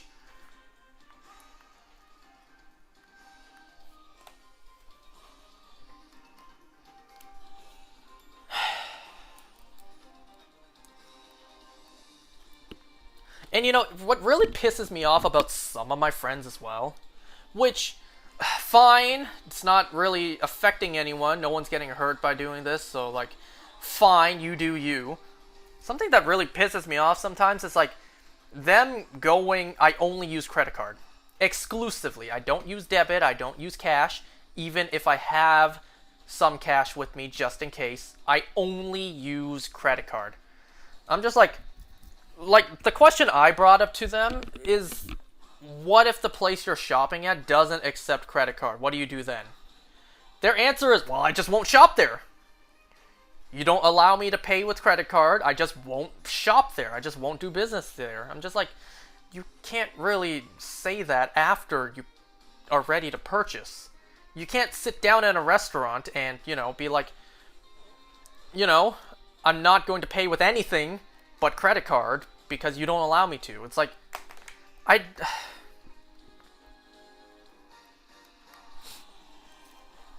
and something that really bugs me about people these days is the fact that their mindset is only credit card. They won't even have debit card as an option in case. You know, it's all about building that credit, building that score. It's just like, you can live without 1 or 2 transactions to build that damn credit.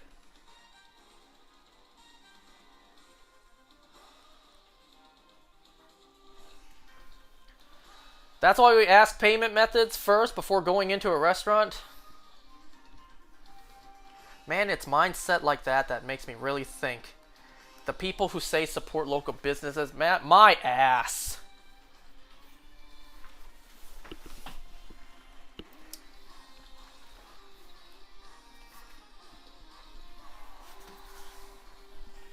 And you know that's a goddamn lie. I have never once, not once in my life, ever seen someone in a restaurant walk in and ask, what methods of payment do you accept? I have never once seen that. Not when I've been waiting at a restaurant for a seat, not eating out with my friends. I've never once ever seen someone walk into a restaurant and first ask, what payment methods do you accept? I've never once seen that. Nobody does that. And you are lying to me if you tell me you do that. Like, come on now. Be honest with me now. You do not do that. You do not. You haven't seen me use a credit card either. Yeah, because you don't have one. I'm not blaming anyone for using a credit card and building credit. What I'm saying is when your mentality is only credit card. Like I know I've seen people who say I don't even carry my debit around. I only use credit cards. Like,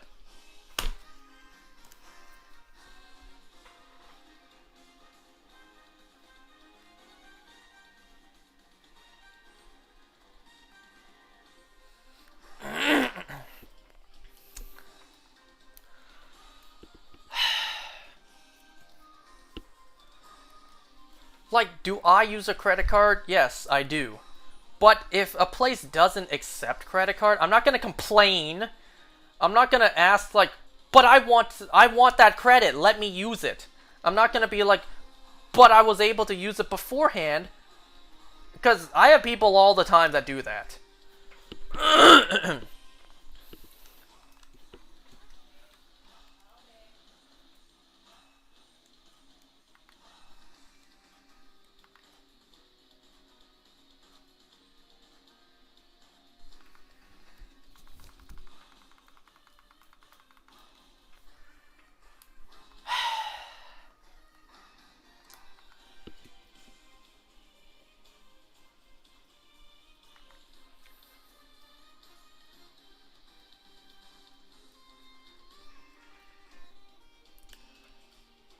Yeah, in Korea, they only accept credit cards, so if you bring them cash, they don't allow you to purchase anything.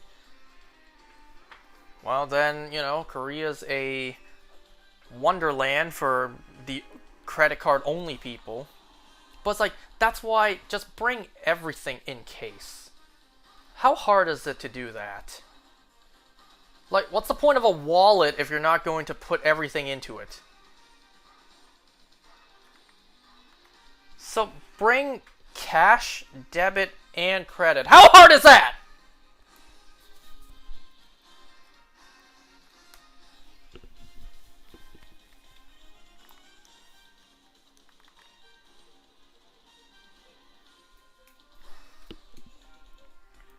And I also really have to question the card machine companies and the norm that they set. And what I mean by that is there's a reason why everyone uses credit cards, right? They want to build that credit. But there's also a reason why no place wants you to use credit cards, right? Because of that transaction fee. So if you don't know what that means, it's not free for businesses to accept payments with cards, right? Let's say, for example, because I don't know the exact numbers, let's say whenever a business accepts a debit card payment, they have to pay, let's say, $1 to the card machine company, whatever company they're using the card machine for or from. So, be it a $5 transaction or a $1,000 transaction from a debit card, you would have to pay the card machine company $1, $3, whatever the amount is. So it's a set amount for debit cards. But the case with credit cards, it's like a certain percentage. So you pay, let's say, 5% of whatever the total price is. So let's say like $5, you pay the company like 50 cents. But $1,000, you pay 5% of that. So it's like, there's a reason why businesses don't want credit card payments. So I really question why. Why even set it up like that? That's just built to fail. That's built with restrictions. Like, why? I thought having cards and technology was supposed to make our lives more convenient. So what? Did all card machine companies all of a sudden go, everyone's doing this because it's popular, and we don't like that, so let's make everyone's lives harder by setting this up? It's like, why even make it more expensive for people to use credit cards when that's all people want to do?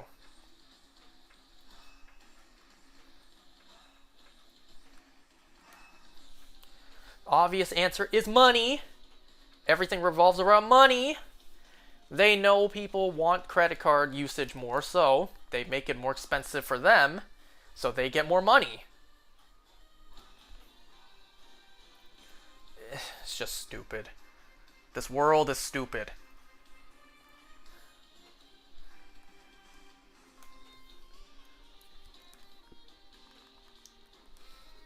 And you know, I've expressed this many times before on how convenient things just make people lazy. I had a customer recently, she tried to buy like, I forget how much, a couple hundreds of dollars worth of stuff. Let's say 500. She tried to buy $500 worth of stuff, and you know, we told her debit card preferred over credit card for the reasons I listed out beforehand. She tried to insert the card because, don't even get me started on tapping large amounts, and she was trying to insert the card into the machine, and because of that high amount you need to enter your card PIN, and she's just like, oh no, I don't remember my PIN, I never use a debit card anymore.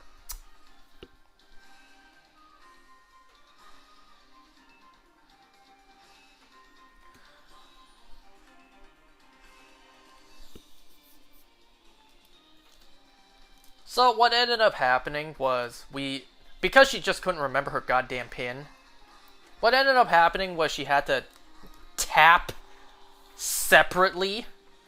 So let's say 500, and let's say the limit is $200 per tap. You would have to tap 200 once, 200 again, and then another $100.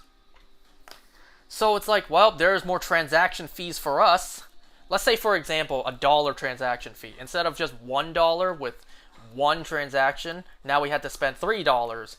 It's a bad example because it's not a lot. It's not a big difference, but it's just an example. It could be like $5 for a transaction fee. So instead of just $5 that come out of our pocket, it's now $15. So it's like, god damn it, people. I really just have a disdain for, you know, the uses of like debit cards and credit cards, because look at what it's done to people.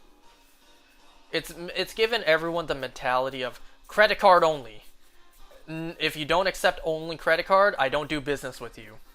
And then it's also made people lazy. You know, it's like, I only tap. I don't remember my PIN. How am I supposed to pay if I can't tap? It's like, god damn it. Man, that's another reason why I just stick to using cash. It's easy, it's simple. How inconvenient is it, like, honestly? I don't have to worry about pins. I don't have to worry about purchase limits.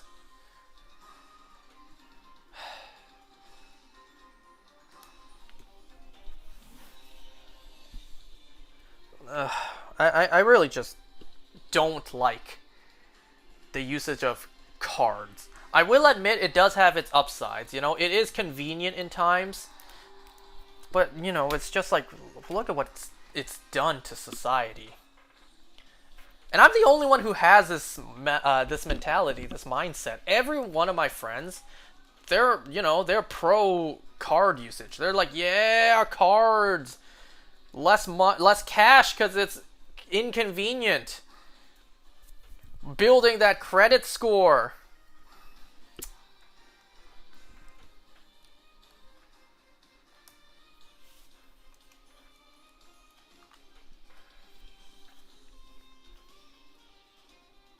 You know, there's also a reason why I don't do a lot of like memberships or point collecting things. Like sometimes when I go to a Canadian theater, they ask, do you have a scene card to collect those points? I'm just like, nope, I don't have that. I know people will make the argument like, but you collect points, you can earn prizes and rewards. You collect enough points, you can watch an entire movie for free. I don't care. I really don't care. What's one free movie? Like, come on now.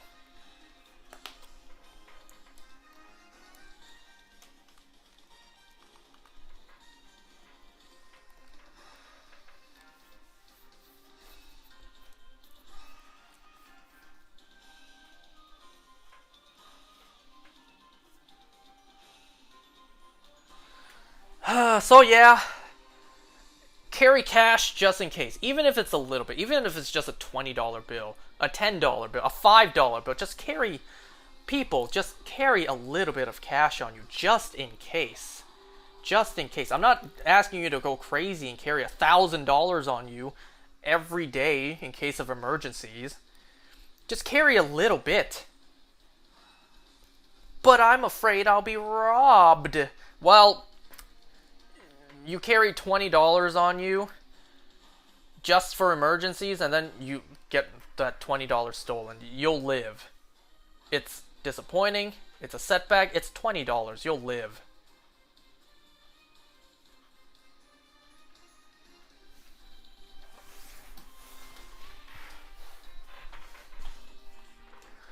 Anyway, there's my little tangent about, once again, about money.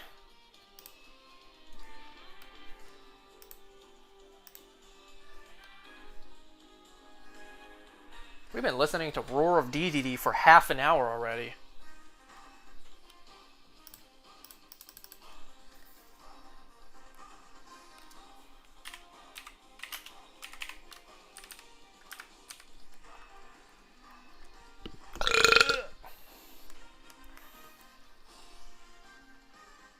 Man, only 2 eggs hatched there.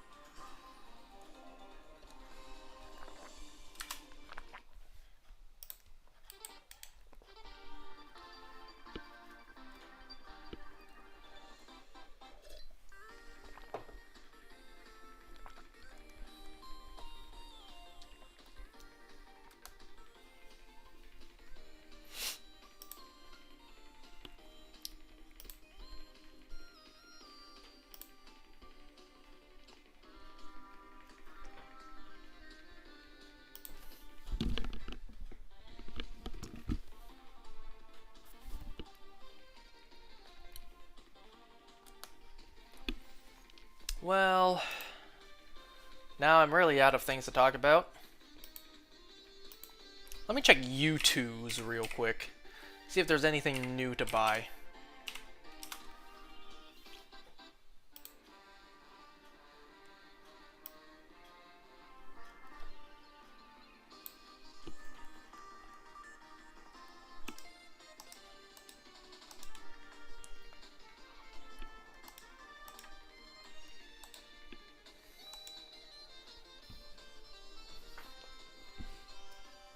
I see something here. Pipsqueak Shoulder Rider. Kind of looks like a Leafeon.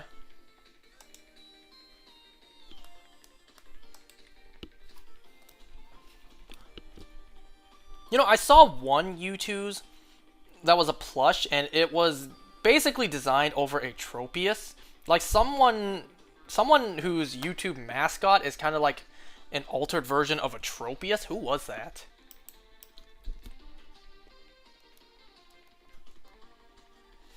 Have you gotten any Galarian birds lately? A couple days ago, I encountered a Galarian Articuno, but of course I didn't catch it. I see there's a Watermelon Chica U2's.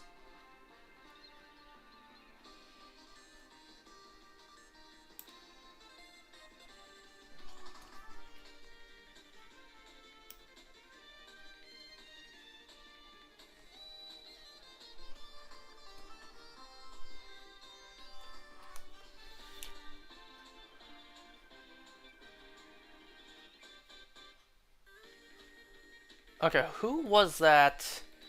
Who was that Tropius mascot channel? Let me see.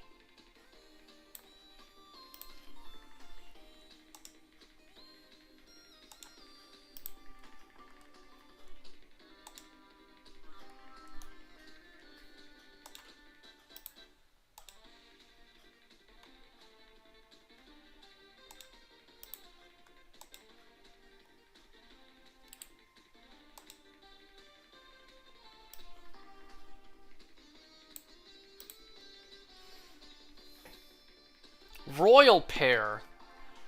Royal Pair plush. So, yeah, Royal Pair. The mascot kind of looks like a Tropius.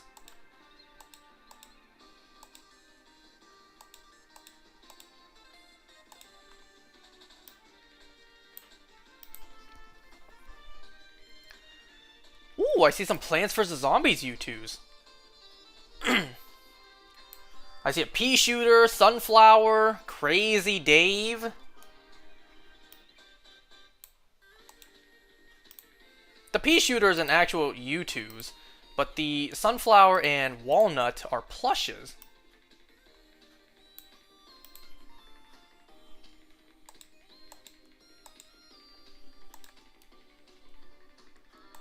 I might buy that Bellsprout. I mean, you know, Pea Shooter.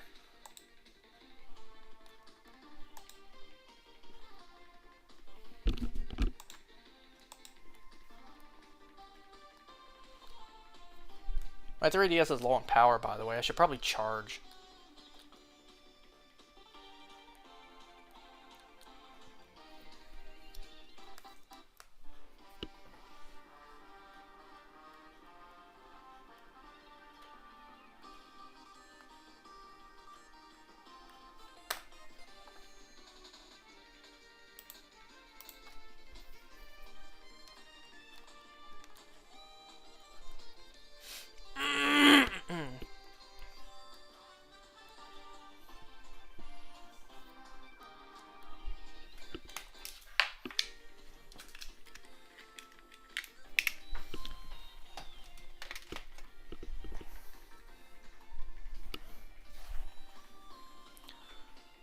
Uh...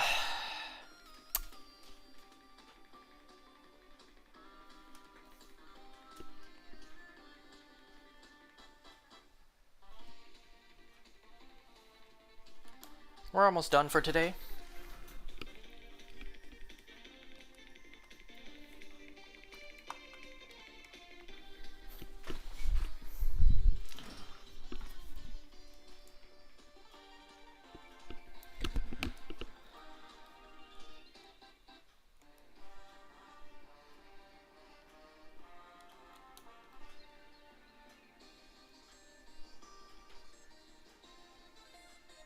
Anyone else following the Johnny Somali drama?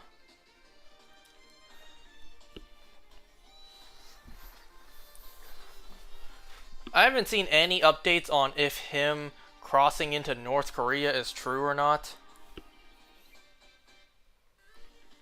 Matter of fact, let me look that up right now. Let me look up on Legal Mindset's channel.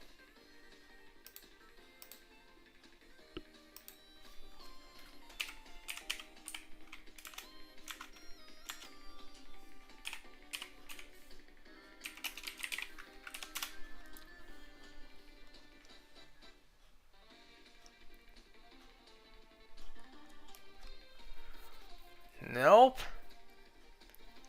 No updates there. I don't think Itozi has anything new.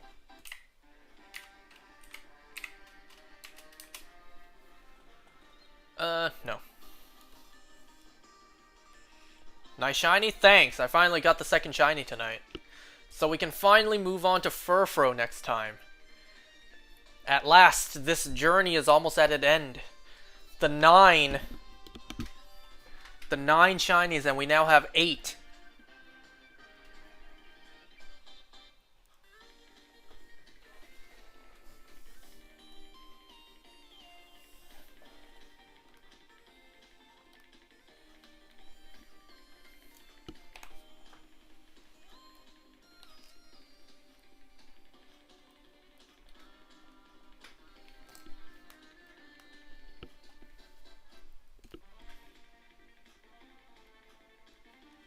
You know, a part of me was thinking maybe the same thing would happen with Panseer, where, you know, 800 eggs, no shiny. The next 7 boxes, I got the shiny. I was thinking maybe that would happen, because it happened for Panseer, maybe it'll happen for Panpour, and it actually did.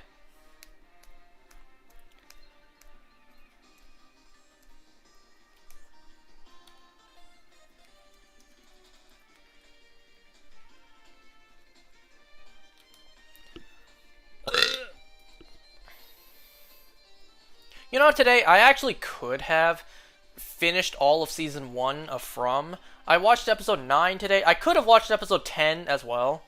I could have just watched both back to back, but then I decided, nah.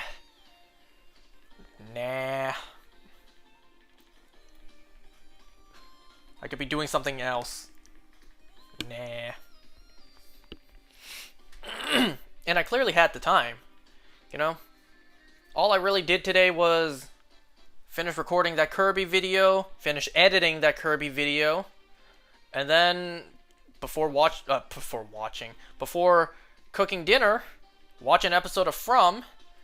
I clearly had more than enough time to watch both episodes, but I decided, nah.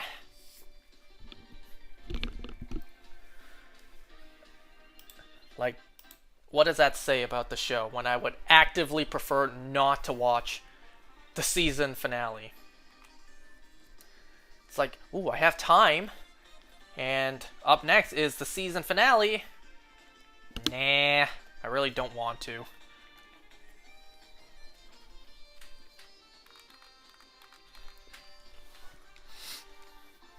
So let's see. I already listed out all the things that are coming out in December. And in terms of the shows that I still have yet to catch up on, definitely on the top of that list I want to watch would be both Oshinoko and The Boys. So, even though Arcane is, you know, a great show from what I hear, probably save that for afterwards, as well as, you know, stuff like Dead Boy Detectives and like Edge of Sleep. Did Arcane? What? Let me see. What was it, season 2 that just aired, or what? Yeah, season 2 just finished a couple days ago.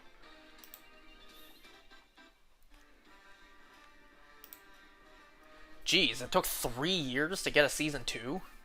Season 1 aired November 20th, 2021. And then season 2 aired November 23rd, 2024. So 3 years it took to get a second season. I mean, well, it's not the biggest deal, right? I didn't watch Attack on Titan until season 2 was airing, so I didn't have to wait that 4-year gap for seasons.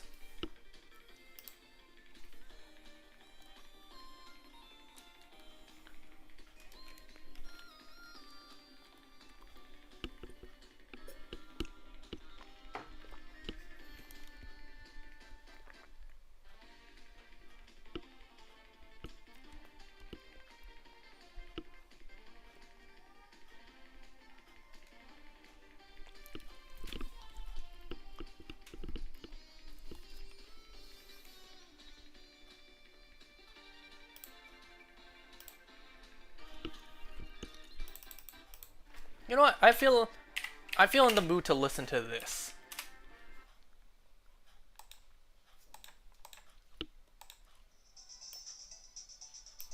Hold on.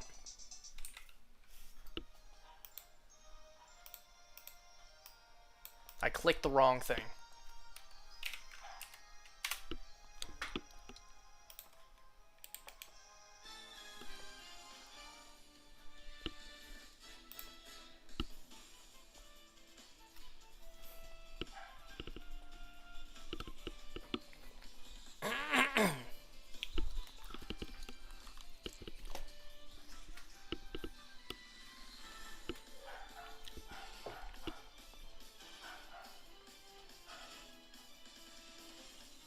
Cool, I just see I got another follower on Twitch. Thank you. Although I don't know if that's Twitch. All I saw was, you know, that name followed you. I mean, it didn't look like a Twitter or anything else.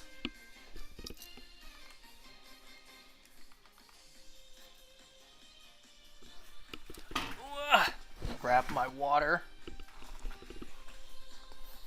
You know what really sucks about still having two of your wisdom teeth? Every now and then I feel something gets stuck behind them.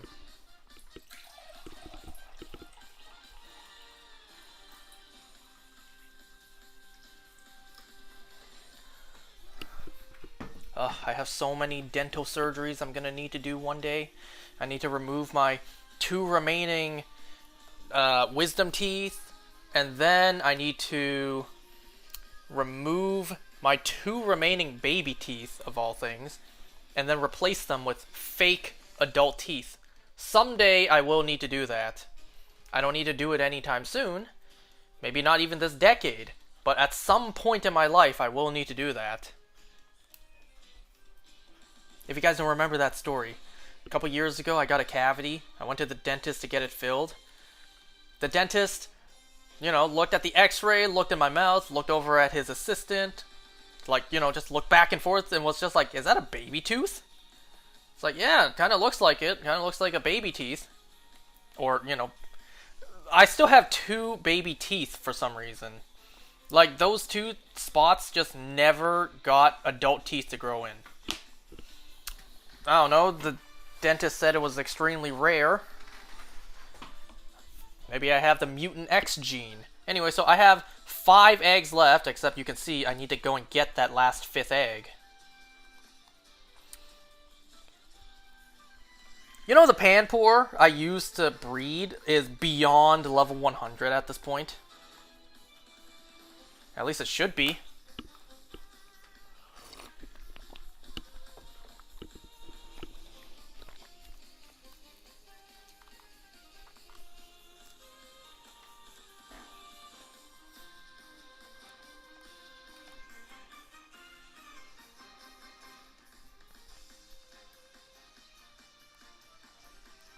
So I will take this last egg, this last Panpour egg I will ever hatch.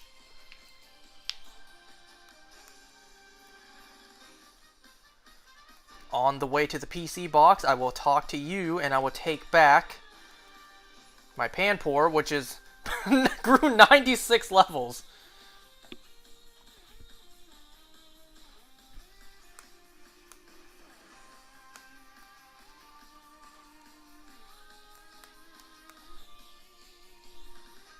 So you can see here my now level 100 Panpour, if this thing would focus. Hello? Hello? Focus?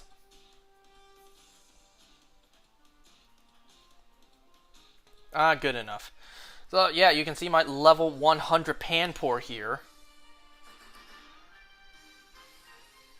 So I'm just gonna move this Panpour to everywhere else, this box. Put the shiny here as well. So I know this box is kind of arranged weirdly, so the first ones are the shinies, and then the very end is the one I used to breed. So the only one that I bred with and is not level 100 is Pansage. Because with the breeding to get the eggs, I got a level 100 Simisear and now a level 100 Panpour. And no, I will not do a single Furfrou egg tonight. Because we're still not even done tonight. We have these 5 eggs left. And none of these were pre-walked. So once these are done, that's it. We can finally move on from Panpour. Oh, not only did I hunt 3 of the monkeys in a row, I needed 2 of each. So I hunted for 6 monkeys in a row.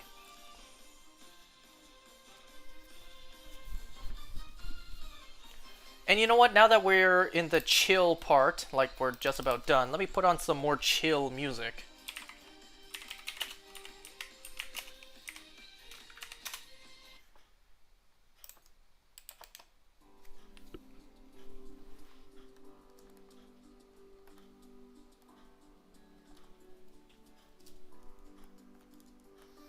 So now we just need to circle around Prism Tower for like 13 times, hatch these final 5 eggs, and then call it for tonight. Well, at least tonight I can sleep happy. Definitely not from watching the From episode, but from getting the shiny Panpour.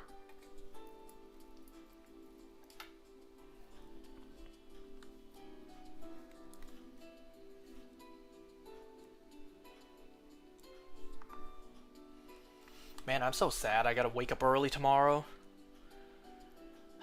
I gotta wake up at like 6 a.m.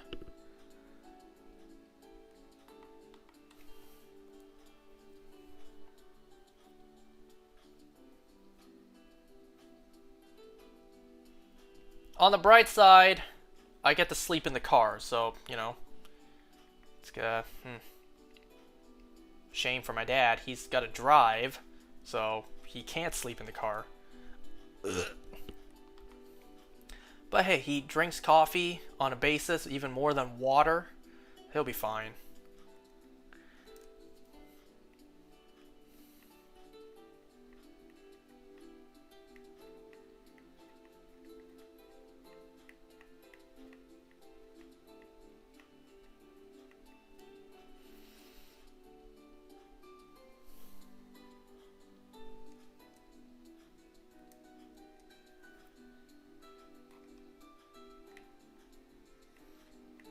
You know, now that I got the second shiny Panpour, and we're only one shiny away, I actually need to start editing that video. I now need to take all the clips, begin editing together a compilation. Yeah, I'm gonna be busy doing that.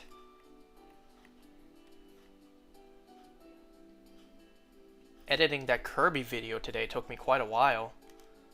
Even if it doesn't look like it, you know? Even what you see may not look like a lot of work put in. Believe me, it was. Collecting all that footage took a long time as well.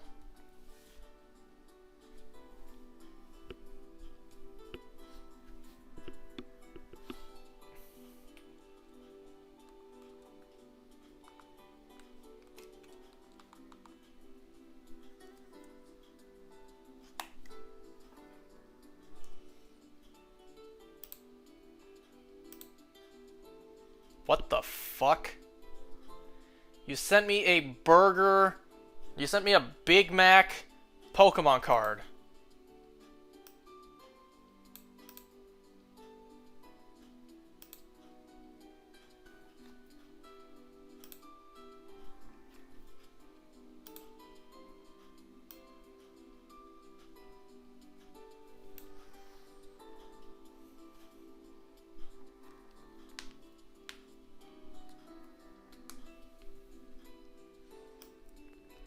You know, I would love to see how many copycat Pokemon card apps there will be now. Like, you guys know how Smosh did their, you know, borderline rip-off Pokemon cards? Imagine if Smosh released an app where you collect their digital cards. I would get that. Hell, I'd be more hyped for that than I was the actual Pokemon card app.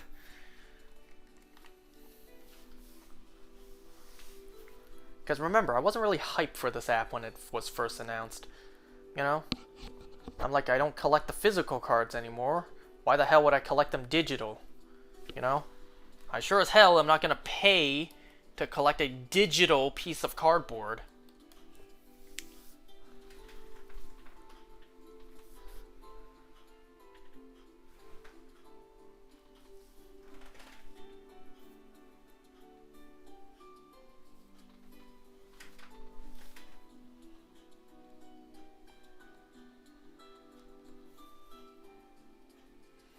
But would you pay to collect a digital animated Pokemon? What? Oh, but you would. Now, yes, I would. When it comes to Pokemon Go, oh hell yeah, I would pay. And I have paid.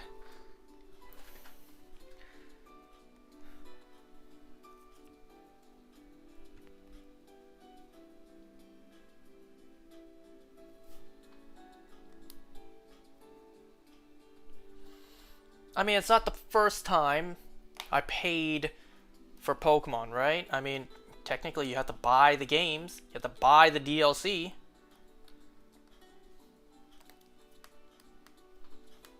And speaking of buy, I'm about to say goodbye because I've hatched all the eggs for tonight. So that's all I have to do tonight. All these Panpours are about to die because they're all being released.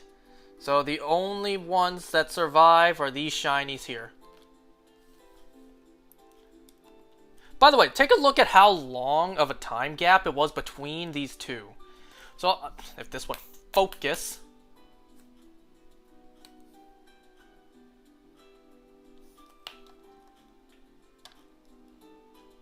So, the first shiny I got was the 12th of November, and then it took all the way to the 26th to get the second.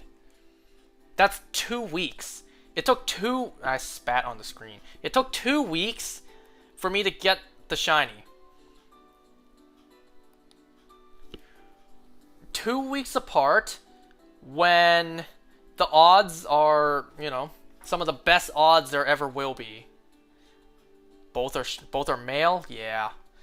All the shinies I've got were male. For the monkeys, I mean. Yeah, that is a pretty big L. Because the only female shinies I got were Patrat, but not as significant because Patrat ratio is 50-50.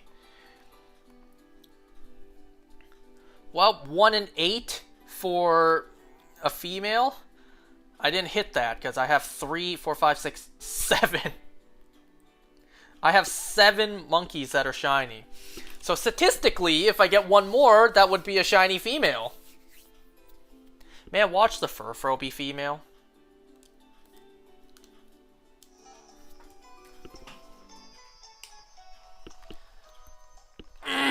Alright, folks. 319 hours, by the way. When I started shiny hunting, this was like 80.